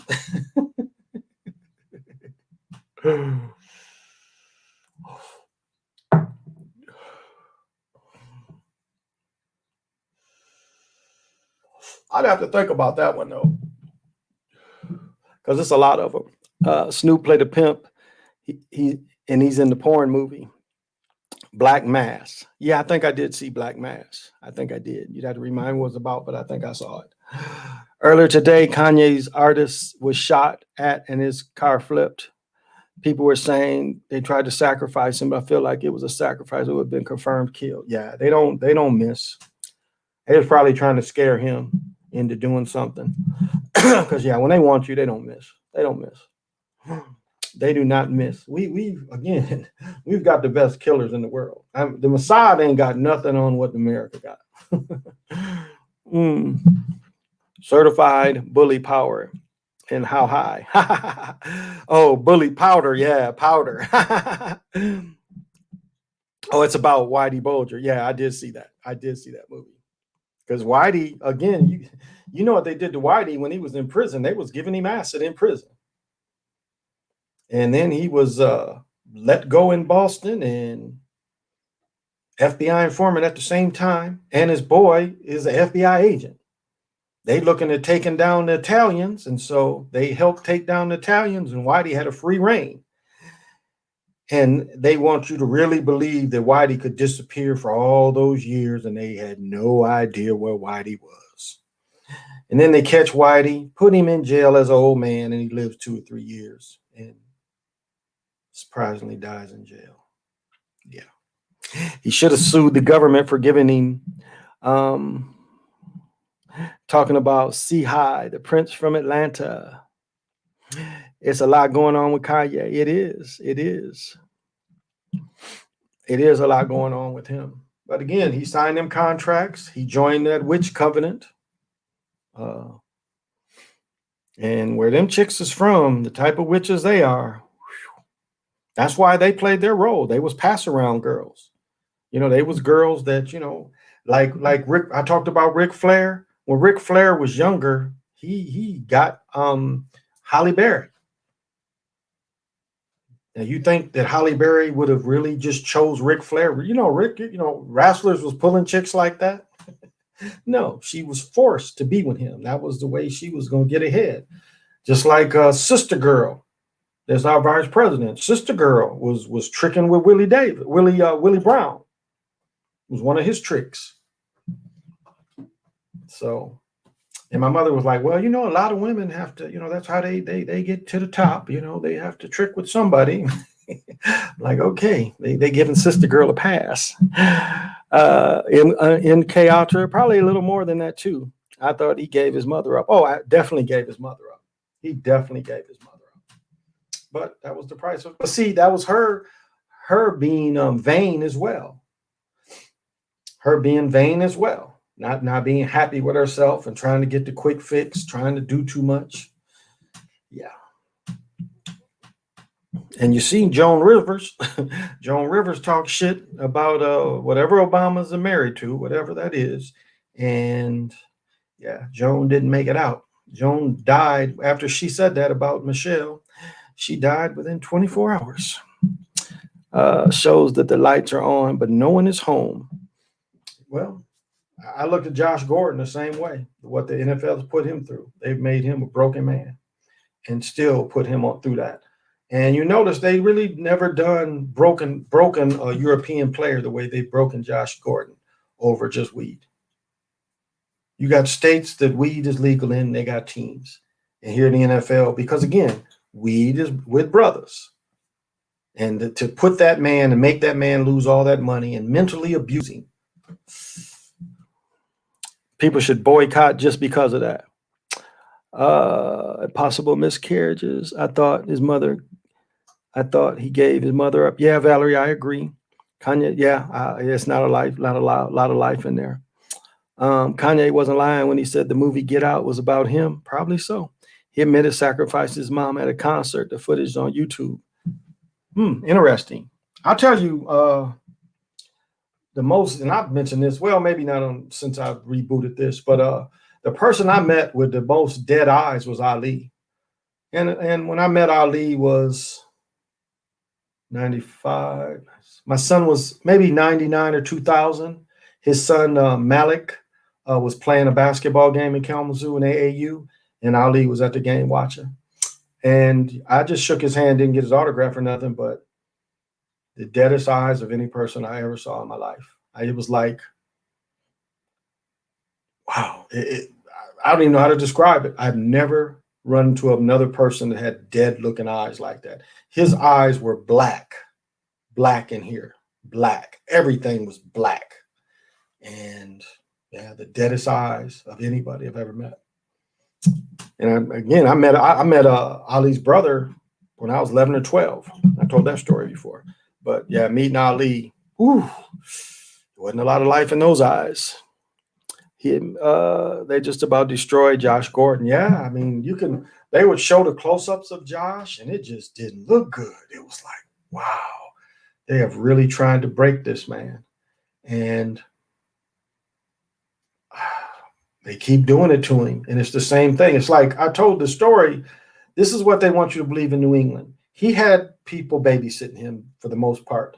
And they want you to believe that he broke away from the people babysitting, was able to go find some weed in Boston where he's not from, and he went and found some weed. Or did he call somebody and said, drive me some weed up, I'm going to ditch these people? That's not believable. Ain't no one doing that for weed. He ain't sitting there like looking at the guys and about to, weed doesn't have that kind of effect. Matter of fact, cocaine doesn't even have that kind of effect on you. Cocaine is just mental, but it doesn't have any jonesing. Weed is the same way. It doesn't have there's nothing in weed to make you want to do it other than you like to feel it. But there ain't nothing in there where you like, need to get some more of that weed, guys. It's going to be rough if I don't get the weed. You're not going to get sick if you don't smoke weed. You might be a little bored and don't laugh as much, but it's not anything that's just, whereas cocaine is all mental. You keep thinking that you need the endorphins turned on again. But in reality, it's not anything physical like heroin or cigarettes, nicotine. It's not a physical need for the drug. It's mental. I met Muhammad Ali when I was 10 years old. Okay, PJ, what did you think? Yeah, Josh was a good player, and then they broke him. My mama died for the fame stuff. I sold my soul for a crappy deal. All I got was a few toys and a Happy Meal. Yep. There you go. He was smoking caddy. Yep. And a Happy Meal. That's right. But some can, they sacrifice these people, and like Drake, whenever it's up, what did he say? He can get anybody to do anything for a Gucci belt. And that is kind of how sad people are. It's like people Like when they buy the belts and pay whatever for the belts, they'll wear their clothes where the belt shows. Used to be somebody want to show a flashy chain or some rings, but no, it's just the belt that you got to look at the people's waist. And the young cats wear their clothes like they'll tuck in their clothes around the belt so the belt buckle show. And it's like the stupidest looking shit in the world. But it just shows you the simplicity of young people, how young people are psyched out that that belt holds value, just as the tennis shoes supposedly hold value. Remember the guy a few years ago, a child rode on his Jordans and he killed the child because the child damaged his Jordans. But if you look at the psychology of the person and what drove him to do it, those Jordans made him a man. Those Jordans to him made him feel worth. Now, what kind of society does that say we're in where some tennis shoes make you feel worth? Make you feel like a man or an adult because you got on some fucking tennis shoes. Almost all the shoes you put on is pretty much the same. You got to put them on. Now, some are more comfortable than the others, but like now, I order a pair of duck boots from Journey. They sent me these $250 Uggs. Okay, thank you. I got a bonus for free. But do you think I'm wearing them thinking, you need to look at my shoes, honey? Yeah, what you think? You gonna give me something because of these shoes? You think I'm walking like holding my pants up so people can look at my shoes? Some of my pants is wide enough to go over the boots, so you can't even really tell what they are. But that's not everybody looks at that thing. Sounds like the K2 effect. Josh Gordon was smoking K2. That's that fake stuff. I heard Drake and Lil Wayne make love together. Oh my goodness, that's funny. K2 is lethal. Yeah, it is lethal. It is lethal. It's illegal here. I don't think you can sell it here. Damn. I don't think you can sell it here anymore. I mean, I just don't know what Josh Gordon was doing, but it's beyond ridiculous the way they treat him. They've never really treated other players the way they treated him. I mean, Ricky Williams sat out a year, but remember, Ricky Williams had a lot bigger bonus than what Josh Gordon got. Ricky Williams was the first overall pick, which came with a big bonus. Yeah, Josh Gordon didn't get that big a bonus. Nicki Minaj made sacrifice to keep her name relevant. Her father passed away. She sacrificed her cousin earlier in her career. I remember that. I believe Lil Wayne, Birdman, and Drake. Could be. I mean, remember they had the picture of Birdman with some young dude. They coming out the shower and there's a condom at their feet. Yeah, it just price of fame is a hell of a price. That's why I say whatever Lola wants, Lola gets from the movie The Damn Yankees. Wow, what's it called? The Italian Job. Italian Job is another gangster movie I like too. Italian Job. I like that kind of gangster movie. I don't know if those would be hardcore gangsters, but it's thief. You know, gangsters is thieves too. And it's I like movies where the bad guys get away every once in a while. Another movie, French Connection, pretty good gangster movie. When you got the French cop trying to break the French heroin ring from America to New York. And what do they tell you in American Gangster? The New York detectives take the French Connection heroin that was done from another bust, and then they start selling it out of their precinct. So what was all that work from Popeye, whatever his name was, character? Bonnie and Clyde, the original Bonnie and Clyde. That's probably a good gangster movie too. I made a video on Birdman going around bending rappers over to give them fame. Yeah. Yeah. You probably had a bunch of different dudes to point out. Josh Gordon got some serious genetics. This dude misses time and is still in shape. Yeah. And mentally rare, and come back and fly and catch the ball. And so they didn't let him play. And last 5 years, he's played, I don't even think, a full season in 5 years. So when time takes a lot of that speed away, especially muscular people, They made him play the fool, and they've taken a lot of money from that cat. I don't know. It's not very cool the way they break dudes down like that. And no one comes to their defense. The unions or nothing. Public Enemy was Johnny Depp.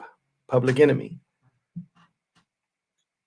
Yeah, what I liked about Public Enemy is the mafia goes to him and the mafia hides him at first. And then Babyface Nelson kills somebody. And again, Dillinger wasn't all about. Dillinger was going in, getting out, and getting the money. He wasn't really about killing people. And Babyface Nelson kills somebody at one of the botched attempts. And then the mafia comes to Dillinger is like, you can't come here anymore to hide out. Matter of fact, this area, Wisconsin, because they're in a Wisconsin, when they have one of the shootouts in Wisconsin. Wisconsin hid gangsters, but St. Paul here was gangster haven. Old St. Paul was a lot of gangsters came here. A lot of the old buildings they were trying to save because they were speakeasies. And so when gangsters would leave Chicago and get in trouble, they would always come to St. Paul. But that resort is in Wisconsin. The resort they show is in Wisconsin where Dillinger had one of his shootouts. But shit, the original Bonnie and Clyde, and Bonnie and Clyde had them BARs shooting them 30-aughts at people.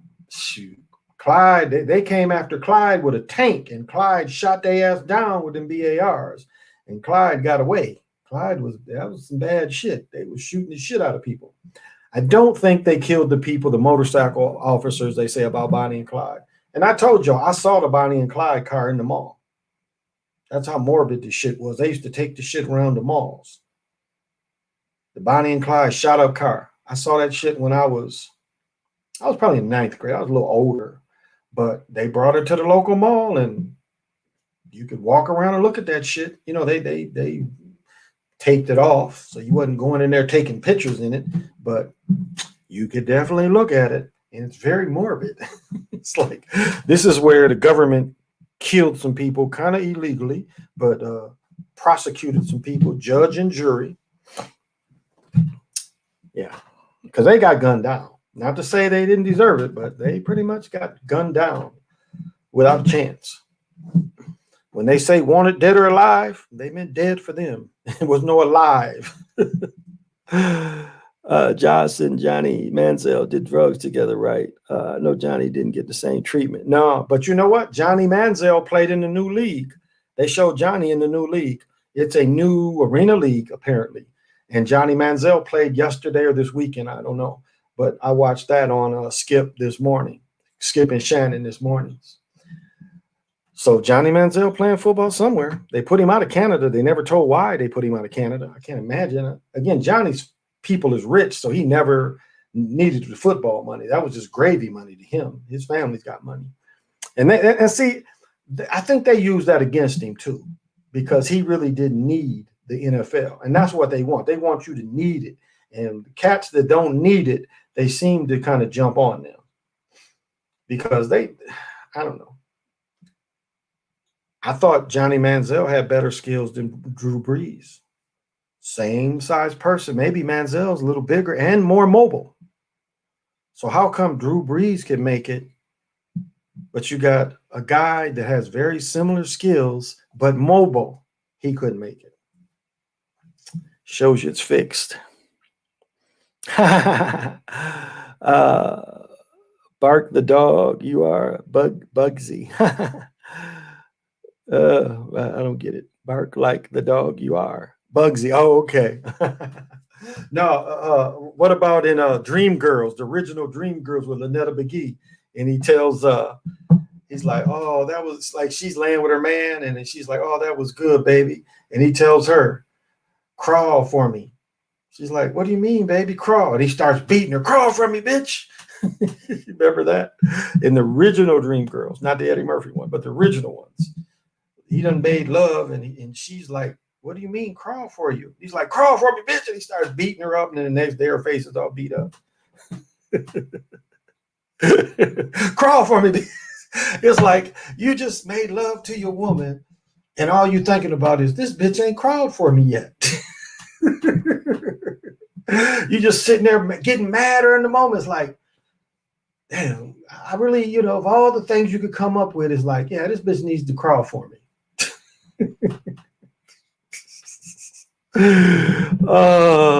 From the movie Bugsy, yeah. Tyrell Pryor out of Ohio State. Yep.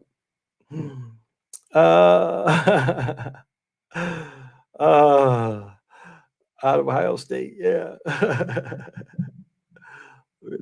Name a movie that the story took place in one day, for example. Groundhog's Day. Groundhog's Day. The 1970 movie Sugar Hill. Yes, I do. I do remember Sugar Hill. Again, it was about the heroin ring. But remember Sugar Hill? He walked up to the girl. He was there. Wesley was dancing like this. He was just doing like this with the girl. Music was playing. He's standing next to it. He's got to do it like this. And he started talking to her. Or watch Wesley's plays in New Jack City when he's dancing. But when he's in Sugar Hill, he's like, and remember, Sugar Hill was the Kofa, the cotton pickers. They fight the dudes over the cotton pickers. And remember, like they give the dude who played he played in the Harris the Third, whatever his name was. What was the teen show he played on? Oh my goodness, it used to be called A Dance. I'll think of it for a minute. But anyway, in Sugar Hill, he played the daddy. And remember, the brother gave the daddy some dope, and the daddy was like, it was Christmas and shit. His son gave him some heroin. He was like tying his shit on. He was like, you remember when you were little? He's like reminiscing. I mean, here he is, got the heroin, and he's reminiscing and shit while he's tying himself off. Remember, you guys were little and this and that, this and that. Mod Squad, Link from the Mod Squad. That's it, Link from the Mod Squad. But he's played in a lot of things since the Mod Squad. But that was just so funny. Dude gives it, here you go, Dad. I know you're getting a little sick, so here's some heroin for you, Dad. Dad was like, you remember you guys were little? Yeah, we went to the picnic, and he's getting his heroin ready. That chick movie, you remember the 70 movie? That chick, the movie was beautiful. Thank you, 8-Wit. Don't forget about Trader Day. Yep. Don't forget about, Trader Day. That's what I said. Steve Harris. Yep, Steve Harris plays the Sugar Hill movie when they killed the lady's boyfriend. She got revenge on all of them. Okay, I don't remember that one.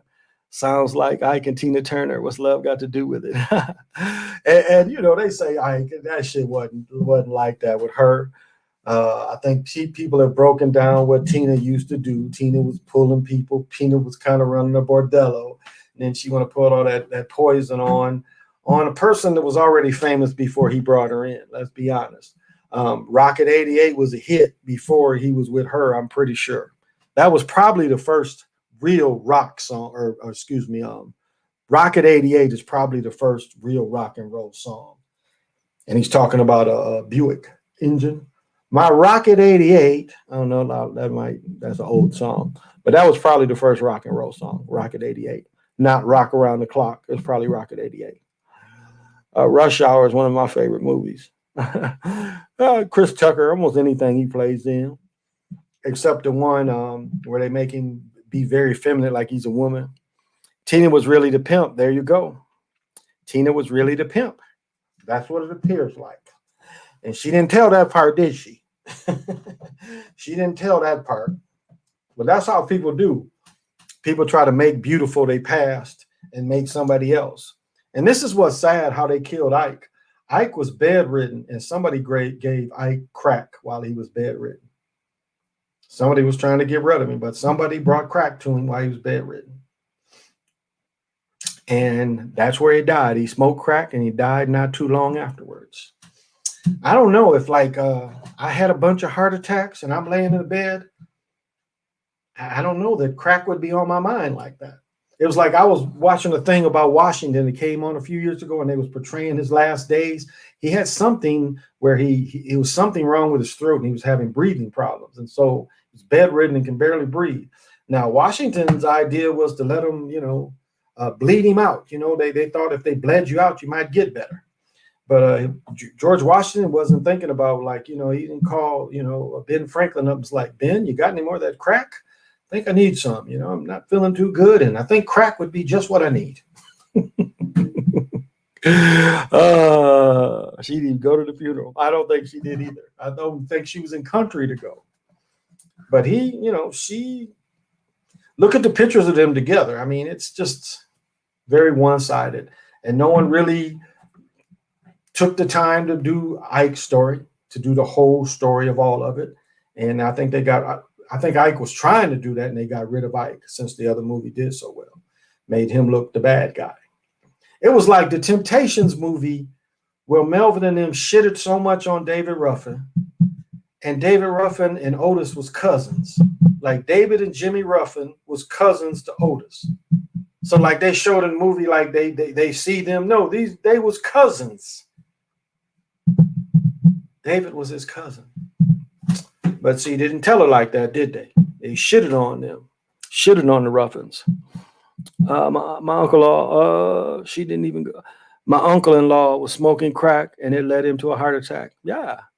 He's unsung. They said that Elvis had Red Fox, gave him that powder. On Unsung, they said that Elvis and Red Fox got him on that powder. Could have been. I remember it was a thing where Frank Sinatra, because Sammy Davis was trying to be cool and relevant, he was doing powder.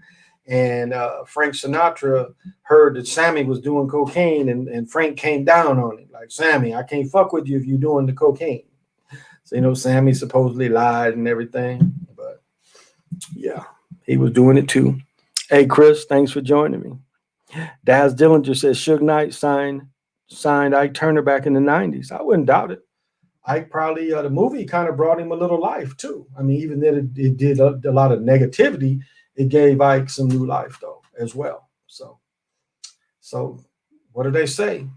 All publicity can be good, is good publicity because it puts you out there. People at least got eyes on you. So that wouldn't surprise me.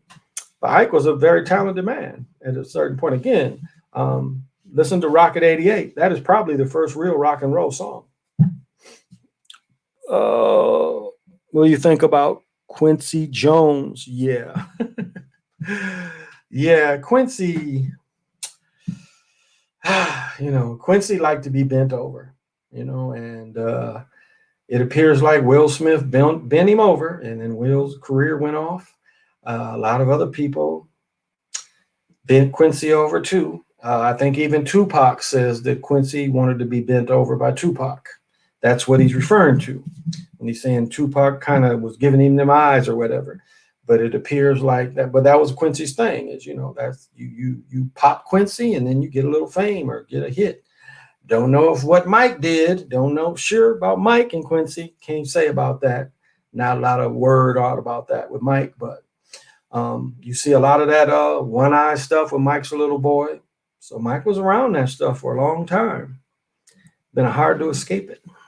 Hard to escape it. Did they set Suge up with that hit and run? I think so. I think they put him in a spot where they probably could have flipped him out. They could have gave him something that made him paranoid too, because it sounded like he was kind of paranoid when he came out of it. So I imagine they could have gave him something that made him feel paranoid. And the minute that stuff hit might have been when he ran the person over, or hell, he just the evil fucker and just ran him over. So it's kind of hard to say that. It's like Snoop driving a car that somebody got killed. He's driving the car that somebody shoots somebody. And because the dude who did the shooting testified that Snoop didn't know nothing about it, they let Snoop off. So you don't think Snoop is bought and paid for? He's bought and paid for. He's definitely bought and paid for. You don't beat murder. And same with Ray Lewis. But see, Ray Lewis put himself off of TV. He had to overdo it with the Lord. NFL don't want to hear about the Lord, Ray. Ray, that was a character, though. Ray didn't know how to not play that character. And so they took Ray's ass off of CBS. And then he went into the NFL Network. Didn't last there either because Ray didn't know how to turn it off. You got to get the people. Do you know that Robbie Buchanan, owner of the Sweetie Pie, sang with Ike and Tina Turner is one of the Ikeettes? I did not know that. I did not know that. Interesting, Barbara. I did not. But they tolerated it with Tebow. Robbie Buchanan. Did you know about Robbie Buchanan? No, I didn't. I'm sorry, I missed that. I did not. Quincy turned Tevin Campbell out. It sounds like it. I heard some story of MJ, Bean, Diana Ross, and Smokey's son. No, he come from Joe. Robbie Buchanan. Yeah, I did not know that. Ray on Showtime. Tebow got blackballed. I think, I don't know. Tebow again. Tebow's people had money, and he didn't want to switch to play tight end. He obviously didn't have, and that's where, the coach that's going to Jacksonville, he didn't even develop Tebow. So how you think he gonna develop this other dude when he couldn't even develop Tebow? Remember, when Tebow was a freshman, they won the national championship with that brother who played quarterback. He didn't have a very good career once he went into the league. Again, Myers as the coach. So I don't see where this cat develops quarterbacks, because he sure as the hell didn't develop Tebow. Tebow, watch his college game when he played in Florida. His steps were terrible. His throwing motion was terrible. Again, when he was a freshman, he was used for short yardage touchdowns. When they won the national championship, when Tebow was a freshman, that was his thing. They'd get near. The starting quarterback came out, Tebow would run it in. But they never developed his passing skills.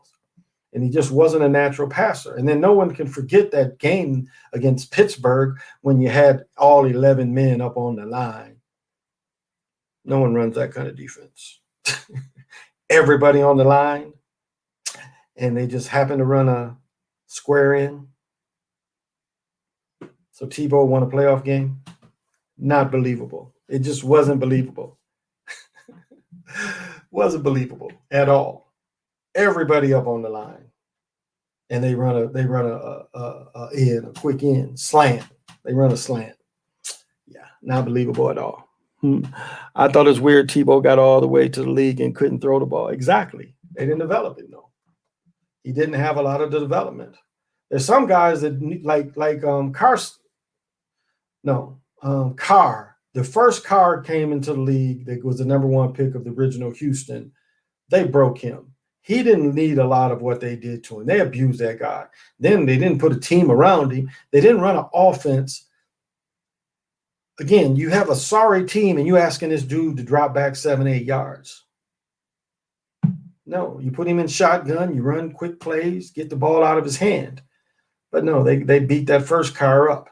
David Carr, right? I think that was his name, the older one. Whichever Carr went to Houston and was a bust. But it was the coaches he had that didn't help him. That didn't help him at all. I mean, really, if you looked at Josh McDaniels and Tebow, he put the offense to try to help Tebow. Doesn't have to pass a lot. Remember, they was running that what do they call it when the running backs was playing in the shotgun and running the balls in? That was some of Tebow's teams. So yeah, David Carr. Yeah, they broke David Carr. Chris Leak, that's right, won the national championship. Yep. Chris Leak, and Chris Leak didn't have a good pro career. I don't even know if Chris Leak went to Canada. But he didn't last in the NFL. He played only a year or two. I don't think he ever started the game. Maybe I'm wrong, but he didn't last. And I thought that guy had some good ability. I really did. And yeah, like now they're trying to say Love that's at the Packers. They're trying to say he's a bust already. He doesn't have a chance of playing, but already saying he ain't picking stuff up. What does he have to pick up? Put him with the scout team. Give him some experience. Already they want to tell you the guy is no good. The Wildcat, exactly. The Wildcat. Yeah. They ran some of that with Tebow. When Tebow was with Denver, they was running a little bit of that with him too. And bringing other backs in. Didn't Tebow have Bell with him for a year? Or maybe Bell's younger. I can't remember. But they was running some of that with him. So, I mean, you adapt to the player's skills. That was Chip Kelly's problem. He didn't adapt to the skills. He just thought he could put anybody in his offense.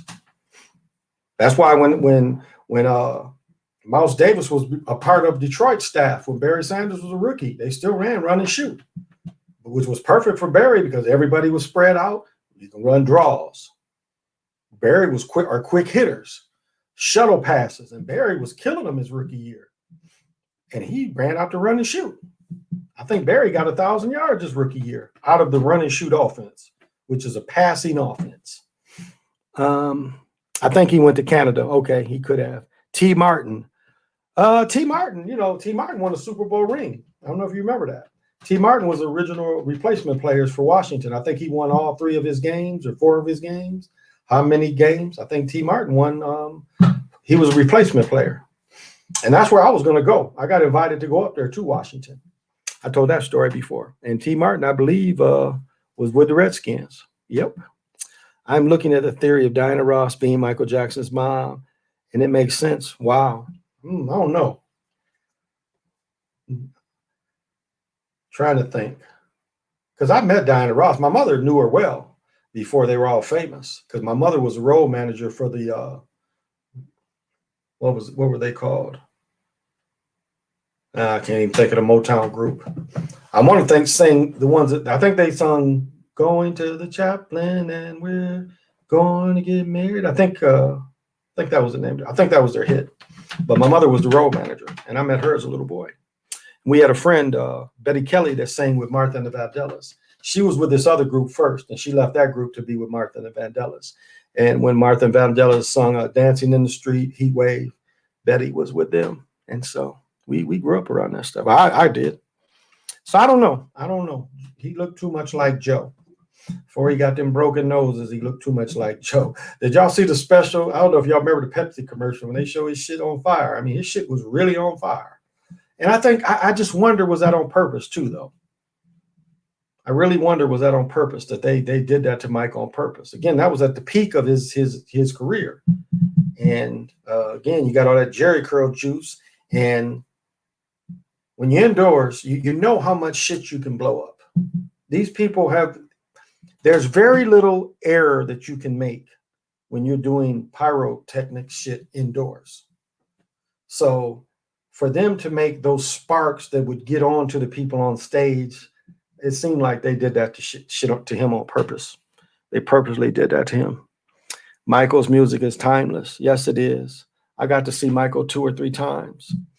I saw him at the peak when he was doing the robot. That shit was bad. I was like old Chicago Stadium, and we had good seats, and Mike was doing the robot, and that shit was bad. That shit, I was because Mike was probably 3 years older than me. Because right now, Mike would probably be, I'll be 60. Mike would probably be like going on 63, 64, something like that. Between 63, 64. He's a little older than me. James Gant. Peyton couldn't even beat Florida, but the NFL made it to him when he won his first Super Bowl over the Bears, when Florida's Rex Grossman was the quarterback. That's a good point, Lorenzo. That's a good catch. Good breakdown. Then I saw the brothers together. I saw all of them together, all the Jacksons. I really love the songs with Randy. Randy's voice really blends good with them. Blame It on the Boogie. I think it's one of the early ones where Randy is added. And I really like Randy's with them because remember, Jermaine was the most handsome of all of them, and Joe backed Jermaine. When the Jacksons left, Jermaine was married to Berry Gordy's daughter, Gwen, maybe. And so Jermaine stayed with Motown, and Jermaine had one hit. Don't take it personal. Take the bitter with the sweet. Easy come, easy go. That was Jermaine's only hit, which was a good song. Good video, good song. Yeah, Randy wrote a lot of those tunes. But Randy's voice with them just really, I really love that. Their harmonies with all the brothers. But especially when Jermaine left and Randy added. And Marlon and Michael and Jackie's voice together, but with Randy added, I just thought their melodies were better than when they had Jermaine. Because Joe wanted Jermaine to be a star because again, he was probably the handsome of all of them. Because remember, Stop the Love That You Say May Be Your Own. Jermaine has they highlight Jermaine. You better stop it, girl. Oh, someday you'll be all alone. You know, Joe wanted Jermaine to be the one, not Michael. You know the Choctaw, right? Yes. What about them? Uh, they've been going to war. I want to get PNF together with Cheeto Paul, and let them go at it. I really like to get both of them together because Hito, when I send these things out on TalkShoe, I send one to Hito, but I know he works. I know he works all the time. So, but I'd like to get him and PNF together because from the point of the world not as or civilization not as being old as what we're seeing, some of that stuff is possibilities. But yeah, I know a little bit about them. And Cheeto is the man about the Choctaw. Seeing more and more pro football players passing away, young ages, just reset. Yep. Yep. I saw that, Barbara. Yep. Going to exactly. But that's for the price of fame. Whatever Lola wants, Lola gets. So that's the price of fame. The price of fame is hell. It's not all cracked up to what it is. It's like one example they give you in the Dennis Rodman movie. They have Dennis Rodman and Madonna together, and Dennis was like, "Shit, let's just go hang out." And so Madonna shows him, and then there's people chasing him around. She's like, "I can't live a normal life." And can you imagine what that's like? You can't go to the store; everybody wants your autograph. You can't go to the mall; everybody wants your autograph, following you around. I'll tell you the weirdest shit. I hadn't seen Larry Jordan in a number of years, and so the Bulls came in and played the Timberwolves. And we were sitting at the Slam was Prince's club. It's the office now, but right next to the Target Center used to be the Grand Slam, which was Prince's club. He had one here. I know he had one in LA too. And so I'm just bullshitting with Larry, fucking with girls, flirting. And Michael had there were so you had the big club, but there was separate little rooms where you could there was other rooms that they could open the club up. And Mike had a room where he just was taking a drink and smoking a cigar. And it's like all these fucking people just fucking gawking at him. It was like 200-300 people was just trying to force their way into this room just to watch this motherfucker smoke a cigar and drink. And so I'm in there talking shit, and they're like, "It's okay, freak." I'm like, "Motherfuckers, get some life. What the fuck is y'all messing with him for? Go do something. We in a club. It's hoes. It's women. It's everything." And you guys just gawking at him, and he just chilling. I just didn't get it. And they're like, "Just take it easy. Take it easy." I was a little drunk too. But I'm like, this shit doesn't make any sense. What? Let the man, enjoy, relax. It's that important for you just to watch him take a drink. But Aitwood, would you say that the most talented family Jacksons or the Isleys? I say the Isleys. That's a good one. Well, the Isleys had talent. Well, the Isleys had success. It's kind of hard because the Isleys had success really in two parts. So you had the twist and shout people. Remember Animal House? They do. I was getting a little lot softer now.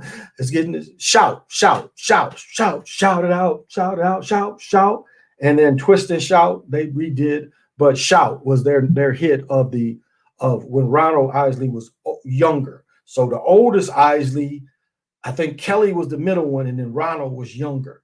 So they had success in shout. Jimi Hendrix played with that group of the Isleys from the hit of shout. Then you have when Ronald and Ernie are older. So it's kind of hard to say. Now you're saying individual talents because again, they had two, Ronald Isley kind of had two careers. I would say the Jacksons was bigger because again, the Jacksons had something like 5 hits in a row. Whereas the Isleys, I don't know where those songs, I don't think they had 5 number 1 hits in a row like the Jacksons did. Now, if you say more talented, the only people that played instruments was Tito and Jermaine. Whereas most of the Isley brothers, again, Ernie was a musician, Kelly played bass. The one brother that died of diabetes. Now that's Kelly. Kelly was the one that was just doing like this when he got older. He didn't play nothing. He carried the cane. So I'm trying to think. But the brother that died of diabetes, he played bass.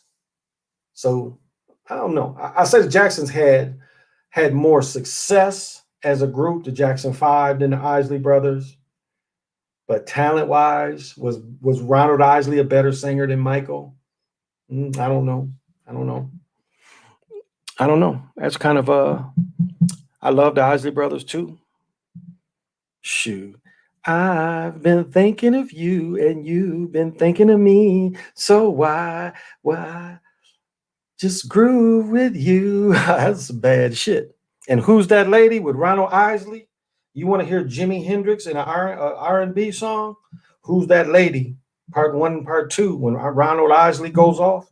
Because again, Ronald worked with Jimi Hendrix when he was younger. And you hear Jimi Hendrix in a popular song, which is beautiful. Who's That Lady? Ronald Isley just gets it, and they let him get it. So I don't know. I say the Jackson Five probably had more success. But if you're saying talent, that's kind of a toss-up. Everyone else has ghostwriters and good choreography at best. Now I read that Diana Ross, Michael Jackson thing convinced me. Diana and Smokey Robinson were talented. It makes sense that Michael would be their son because he's only Jackson with any talent. Yeah, but age-wise, I don't know. Because Diana Ross is my mother's age. Okay, so if Mary was 76, Diana Ross has got to be about 76. I don't know if Diana Ross would have been quite old enough to have been Michael's mother. She'd have had to been, she'd have had to been like 15 when Michael was born, 15, 16. I don't know. Don't know. Haven't researched that, so don't know. Catchy the Great. I thought he was just in a car accident. I didn't know he died. I thought he just got in a car accident. James Brown. I never knew that. Jimmy. That's dope. Yeah, Jimmy played with the Isley Brothers. That's pretty well known.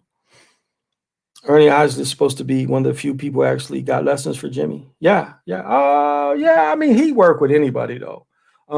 If you watch Jimi Hendrix play Woodstock, they bring the Vietnam vet in. What is his name? I can't think of his name, but he's playing rhythm guitar too. If you look at when they're on Woodstock, this cat, and he's really wearing a cool little thing. I can't think of his name because I saw him in a video. It surprised me it was him. But he was in Vietnam. He got back from Vietnam. Jimmy called him up and brought him down to Woodstock. And he's wearing the fringes in his face. He's got something lit on, and he's got like he's got some kind of scarf, and the scarf has fringes. Lee, something Lee. I can't think of his something Lee is his name, but he was in Vietnam. Like 1 week he was in Vietnam, came home, Jimmy called him up, and the next thing you know, he went from Vietnam to he's in Woodstock. Albert Lee? No, that ain't it. I don't have I think the box is over there. That's one of the few movies. I really ain't into movies anymore, but I kept the Woodstock one. And I didn't even get the Blu-ray one. That's the better one, to get the Blu-ray, especially ones who want to make it. So just take their struggles. Marvin Gaye had talent too. Oh yeah, definitely. That's what they said about Diana Ross. It was around 14 when she had him. Okay. Hit and Run. Slide just posted. Yeah. Oh, okay. He did die. Oh, okay. Somebody hit him. I know somebody shot him up. I didn't know he died though. The ones who want to make it. The Jacksons were more successful family, Isleys, but more talented. That's the big debate between Boyz II Men and Jodeci. Boyz II Men with the success, but Jodeci more talented. I mean, you think of Father MC and Jodeci. Let the music take control of our bodies tonight. Oh, I love some Father MC. Oh, you mentioned Father MC. I have to tell the story. So I'm out the academy 3 weeks. I am doing overtime at the Father MC concert. So I walk up to Father MC. I have him autograph my cassette. He was like, "Officer, could I help you?" And he thought it was something serious. I was like, "Man, I want, my girl likes you, so can you autograph my cassette?" So he autographed the cassette. He autographed the inside of it and everything. While I'm talking to Father MC, I witnessed one man hit another man with a metal chair. So again, my attention was divided and kind of followed the group outside. So I'm with the guy who got a got hit, and I didn't notice it was an army kind of walking with me. So he points out the guy who hits him. And so I go to chase the guy. And again, I'm carrying all this equipment, a gun, a flashlight, a nightstick. And I don't catch the guy. All this gang of people catch him and they just start whooping his ass. So, of course, I have to break it up and I'm starting to fight these damn people. And I've told this story many times. I'm punching and fighting all these people. And I see that my partner is hitting people with the nightstick. And I was like, haha, I have one of those too. And I pull my nightstick out and that shit falls. And it's like everyone froze to wait for me to pick this nightstick up. Because as soon as I pick it up, a dude rushed me, and you're not supposed to hit people in the head. Well, when you're fighting a bunch of damn people, you hit people in the head. And so I'm just whooping ass. And matter of fact, I heard one guy say, we're going to quit fighting this guy. Well, the person, this other police officer was more of a veteran, so he calls in, which is like some code that means everybody in the vicinity come and back us up. And so I'm just whooping the shit out of these people, and they kind of quit messing with this guy. And that's my father MC story. My third or fourth day on the job, I was in a full-blown riot. And I whooped some ass. It was one dude, they was trying to take him down, and he's like, ha, ha, ha, ha, I got 5 cops and nobody can take you down. I walk up to the dude, and I hit him in that radial nerve in his knee, and he's like, oh, who kicked me? And he went straight down. And I did some bullshit. I'll tell you, I did some bullshit. So they wrote the report up with that guy. They said the guy had a broken bottle. And in fact, what happened is the guy was holding a bottle, and when they all jumped him, he dropped it and it broke on the ground. And yeah, I signed off on a fucking report that said he had a broken bottle. So I did do some blue shit, I admit. Wasn't very cool, but yeah. There was a guy from the group. My favorite Marvin Gaye song is I Want You. I want you the right way, and I want you to just like, yeah. Or After the Dance too. I loved After the Dance. I loved Let's Get It On. I love Let's Get It On. I love some of his other stuff. Heard It Through the Grapevine with him too. Him and Tammy Terrell, though. Ain't No Mountain Is High Enough. Ain't nothing about the real thing. I mean, you could just on and on with Marvin Gaye. Wasn't too much that he made wasn't good. Trying to think. I can't think of the song. Yeah, they gave Idea was stabbed. Yeah, they say the guy from Idea was stabbed. Okay. Wow. 90s groups Idea. So that's my father MC story. And I remember they read my report, and the other dude was like, yeah, he did all that shit. The other cop supported me. He's like, yeah, he whooped ass like he's saying he did. How he watched me. Because adrenaline to make you kick some ass.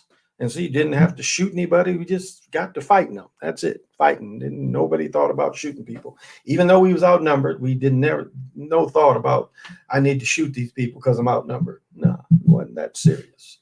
Not when you can just fight people. See, you don't have to shoot them. But that's what some people would do. Well, I think I'm going to wrap it up, guys. I do have a fairly busy day tomorrow. I won't be on tomorrow night. Take advantage of another day of rest. Might be on earlier tomorrow because I have a guest that I have in mind. Lady is going to like her. I'll say that. So if you see me on tomorrow, hopefully I can get in touch with my friends and have a kind of ladies theme show. Yeah, smooth old school playlist on your channel before it moved. I used to blast music on the weekend, trying to fish on our patio. Will you be uploading those great songs? I don't remember a lot of them. That's the thing. I don't remember a lot of them. Yeah, but yeah, that's the sad thing. And that's from 14. I collected all them songs on there from 14. Anita Baker got divorced. She's still out there. She tours every now and then, not as much. And Anita Baker is older than me. She's a little bitty woman too. She used to be in a group in Detroit. I'm friends. One of my friends' father used to be her manager. So we knew about Anita before then. But yeah, Yeah. She's retired, but every now and then you see her come out and sing. But I saw she got divorced. 6 degrees in Dallas, Fort Worth with the power out. That is not fun. You need a generator. Wow. But yeah, I knew about Anita. She was with another group, and then because Sean's dad used to be Anita, and Sean's dad has passed. But Sean's dad used to be one of her original managers. So we knew about her. She's a little bitty woman. Little bitty woman. Nita had a nasty attitude. Yeah, I heard that before too. Because if you would walk in when she was doing her show, she would cuss you out. This little bitty woman would cuss you out. If you walked in late, she would cuss you out. Yeah. I mean, she would literally quit singing and cuss you out. Yeah, she didn't play that shit. When it comes to Marvin and Al, I feel like it's a regional thing. It was a choice. People up north going to choose Al, while people down south going to side with Al. Oh, you mean people up north would choose Marvin, and people down south would choose Al? Well, Al Green got his start in Battle Creek, Michigan at the Grotto. Grotto discovered a lot of people, and it was one of the. My mother got her ankle cut, got a bottle thrown at her, and it cut her ankle, and they had to take her to the hospital when she was at the Grotto. So the Grotto was pretty cutthroat, but the Grotto was known to bring in talent. I'm trying to think. It wasn't just Al, but Al Green got discovered at the Grotto, and that's in Michigan. So that's where he got discovered. But it's other people that got discovered there too. Battle Creek had a long history of a lot of entertainers. Junior Walker used to live. I mean, Junior Walker is from South Bend, Indiana, but Junior Walker at one time lived in Battle Creek too. He started in the Grotto. Matter of fact, one of Junior Walker's, my friend's dad. You watch any Junior Walker, you watch the dude on the guitar or the bass is my friend's. He's what's Rodney and them's last name? Can't think of Rodney's name right now, but that's their daddy. Their daddy played with Junior Walker. And then I don't know if people are hip to Bill Downing. Let me see. Downing, I think is his name. They had a group called the something 3. But the piano player, Gene, I can't think of Gene's name, but Gene could chop. So Battle Creek at one time had a lot of musical talent coming out of it. Matter of fact, Alberta Dowdy, Alberta's uncle, he owned a music store too, and he had his own group. And I wish, cause see, now you talking about my playlist. I had all Gene's music on that playlist, and now that shit's gone. Yeah. Will Downing, my mom loves him. No, not Will Downing. This is much older dude. They played in the 50s and 60s. Gene Harris, I think that is Jay. I think it is Gene Harris, the piano player, and he plays Summertime. He plays an old standard Summertime, and he plays, oh my goodness, you got to get Gene catching it. But I think that is Gene Harris.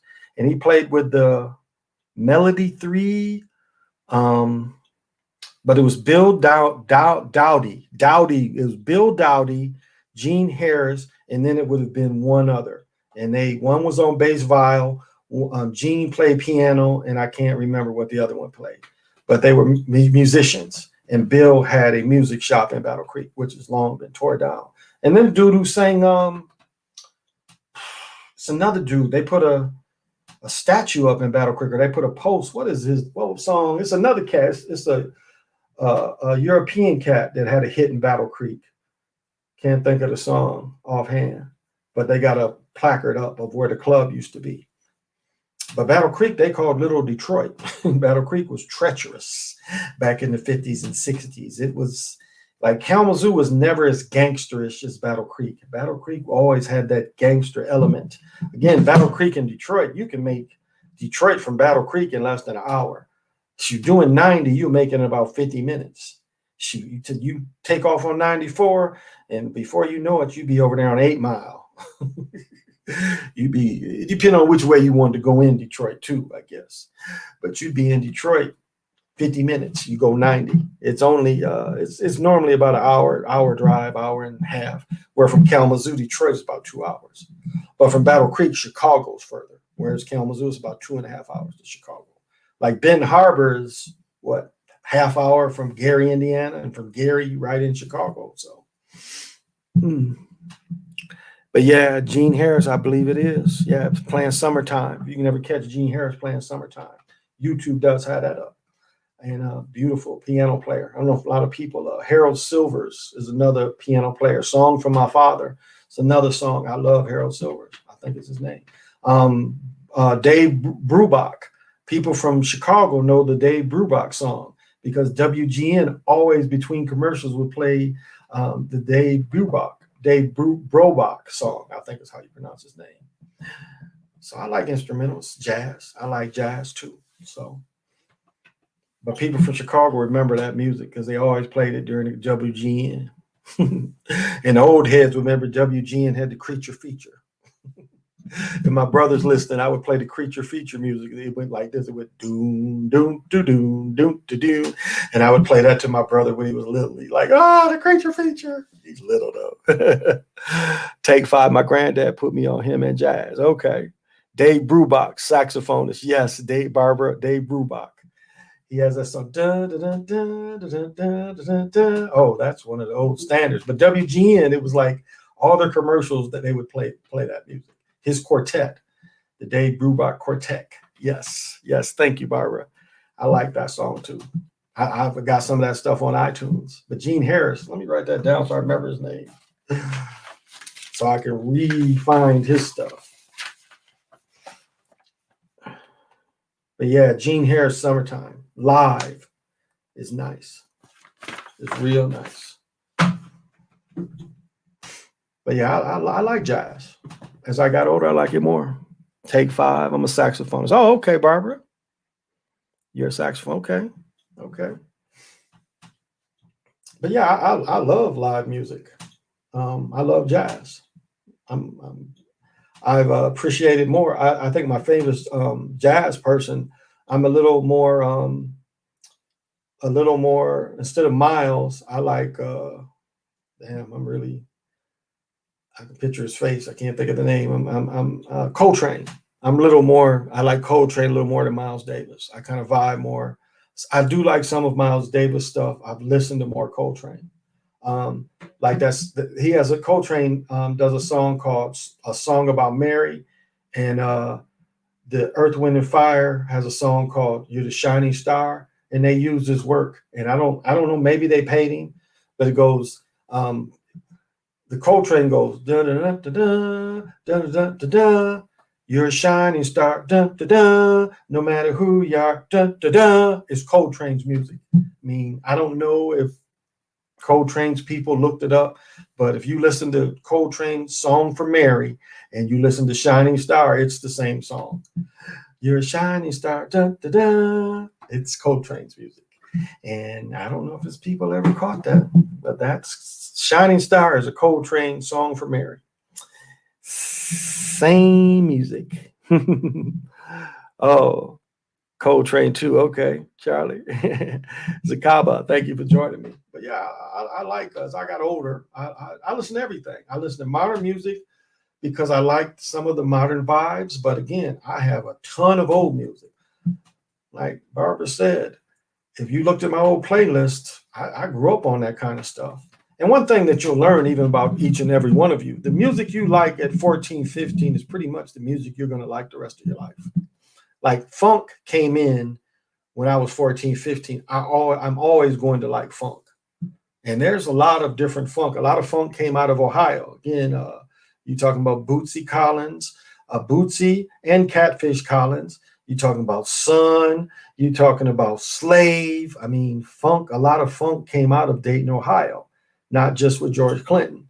There's, funk, James Brown invented the funk on the one. The one beat is how James Brown changed the game. Papa's Got a Brand New Bag.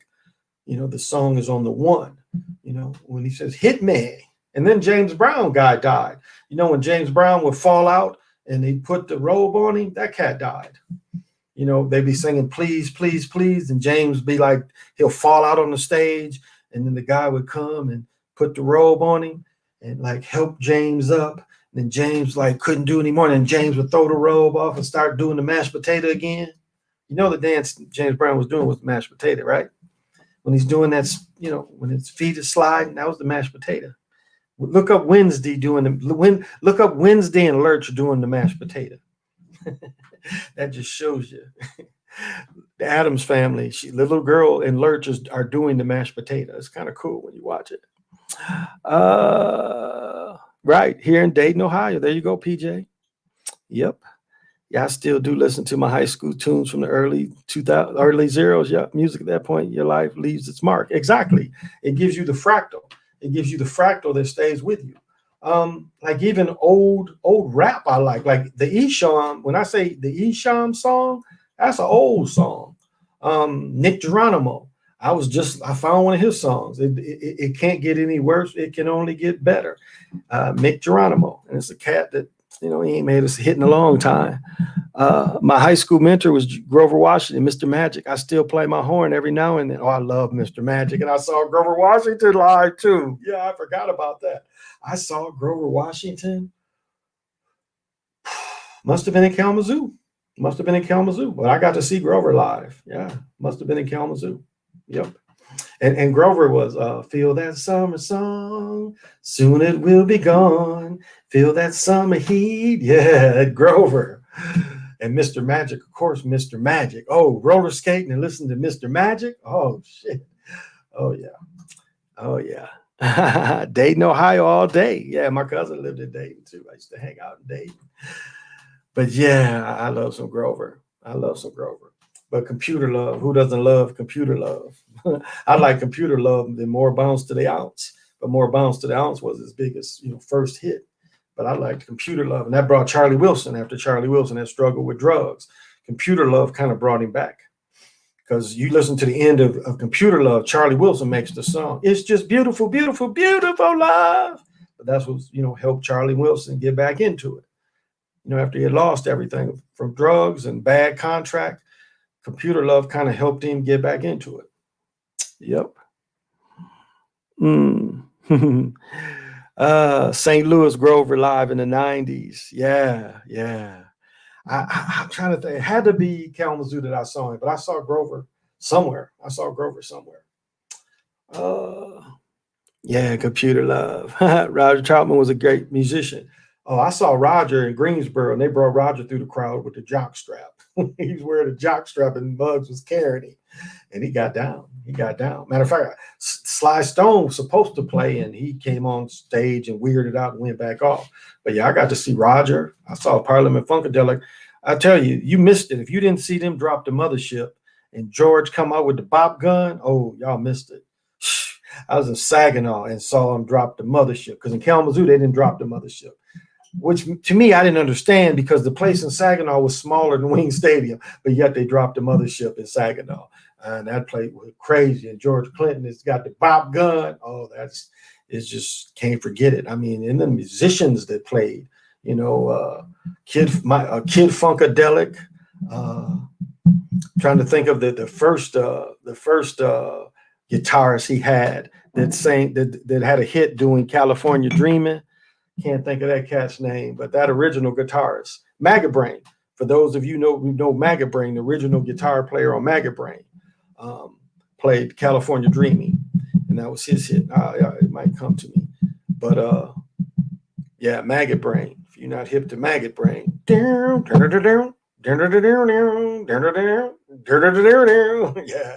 Remember the first time my son was about 15, 16, he heard Maggot Brain. He wouldn't get out the car.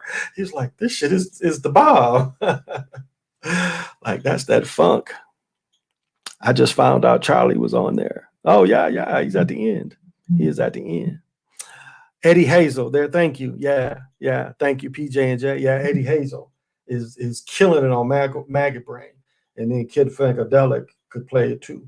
But Eddie Hazel killing it on Maggot Brain. Oh, that shit is the bomb. Oh, yeah. I mean, it was just, that thing didn't really, concerts didn't really die. I mean, I saw where it kind of, but in the 70s and early 80s, it seemed like it was more. And as I got older, it was less and less. Now, it's not a town like this, you always saw Prince. Like, the last time I saw Prince was in this small place. Had a friend that, it's called Club Dakota. And it's pretty much a jazz bar. But Prince did 2 sets. And then I saw Prince out in front of Macy's when Prince was selling his cologne. He gave a free concert downtown Minneapolis, right on the strip now. And he gave a free concert there. But I saw him in that little club, and it's hard to beat Prince. Prince could channel some of Jimi Hendrix in him. I mean, hell of a musician, hell of a performer. Talented man. I was just about to play the Parliament Funk. I know Dr. Dre paid homage to him in the early videos. Remember, just me, myself, and I? I mean, the two people in early hip hop was the most sampled was Parliament Funkadelic and James Brown.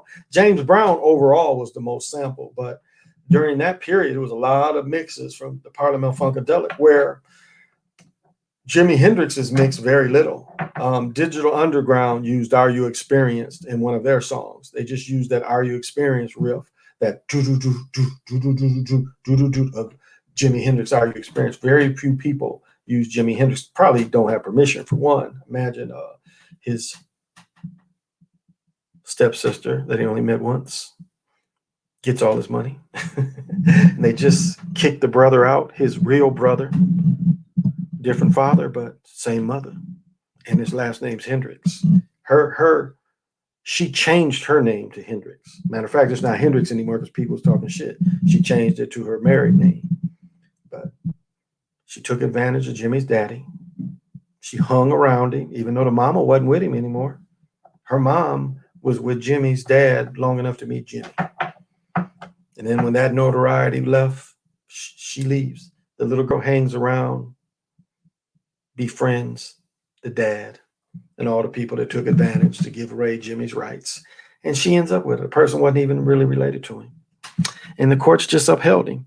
His niece, Jimi Hendrix's niece, and her dad were trying to run a charity guitar lessons.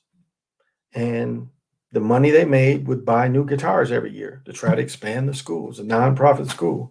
And the courts said they couldn't use it. Like My Little Peep, I know it comes from the brother because you watch the thing where, they say the families argue. The brother had won some rights. I think they took all his brother's rights because those peeps is the little curl was what his brother did. Like my peep has a little curl here, like a Superman little curl. That's kind of his brother's thing. So I'm pretty sure that because it doesn't have the real Jimi Hendrix stuff on there. Like you get McFarlane toys of Jimi Hendrix. It's got some of that Jimi Hendrix shit too. But not the Peeps. The Peeps doesn't have any genuine Jimi Hendrix thing. The stamp that is his person not related to him get it.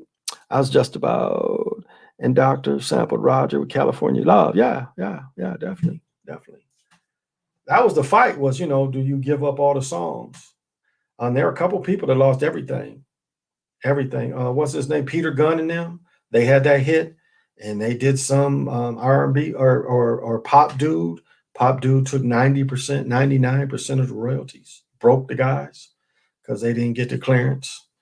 And it's like not using the whole song. They was just using samples. And the courts spanked a lot of people. Said, you can't use any of our stuff. And they get all, look, the Marvin Gaye. We was talking about Marvin Gaye. Remember, Thick was using I Think I Want You. And Thick they had to give the family a bunch of them royalties from that song. So it's kind of a thin line. Roger's in that video as well. Okay.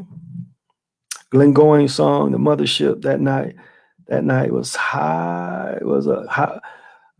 Glenn Goins' song, That Mothership, that night. And they was in Houston. Glenn Goins left us too soon. 20. Wow. Yes. Very young. Glenn Goins was truly gone too soon. His voice was crazy. Yeah. Lord Tarak and Peter Gunn. Wasn't Glenn Goins the one that sang Funk Get Ready to... No, that's Gary Schreider. That sang Funk Get Ready to Roll. Yeah. But yeah, Lord Tariq and Peter Gunn gave up all the royalties.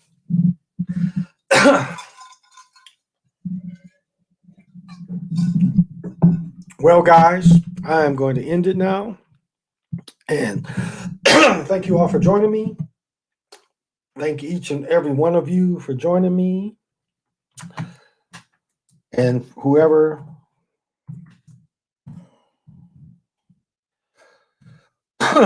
watches this in the future, I appreciate each and every one of you that you take the time if you watch 5 minutes. So as you know, I always end with Eshawn, and so I'm not a New York rapper or a LA gang banger. I'm just an old school Detroit crack slinger. I know that I'm not going to heaven, so that's why I had to pick up and buy me a 357. So this has been the Chocolate Mountain Show. I am your host. 8 Wind is timeless. Till we meet again.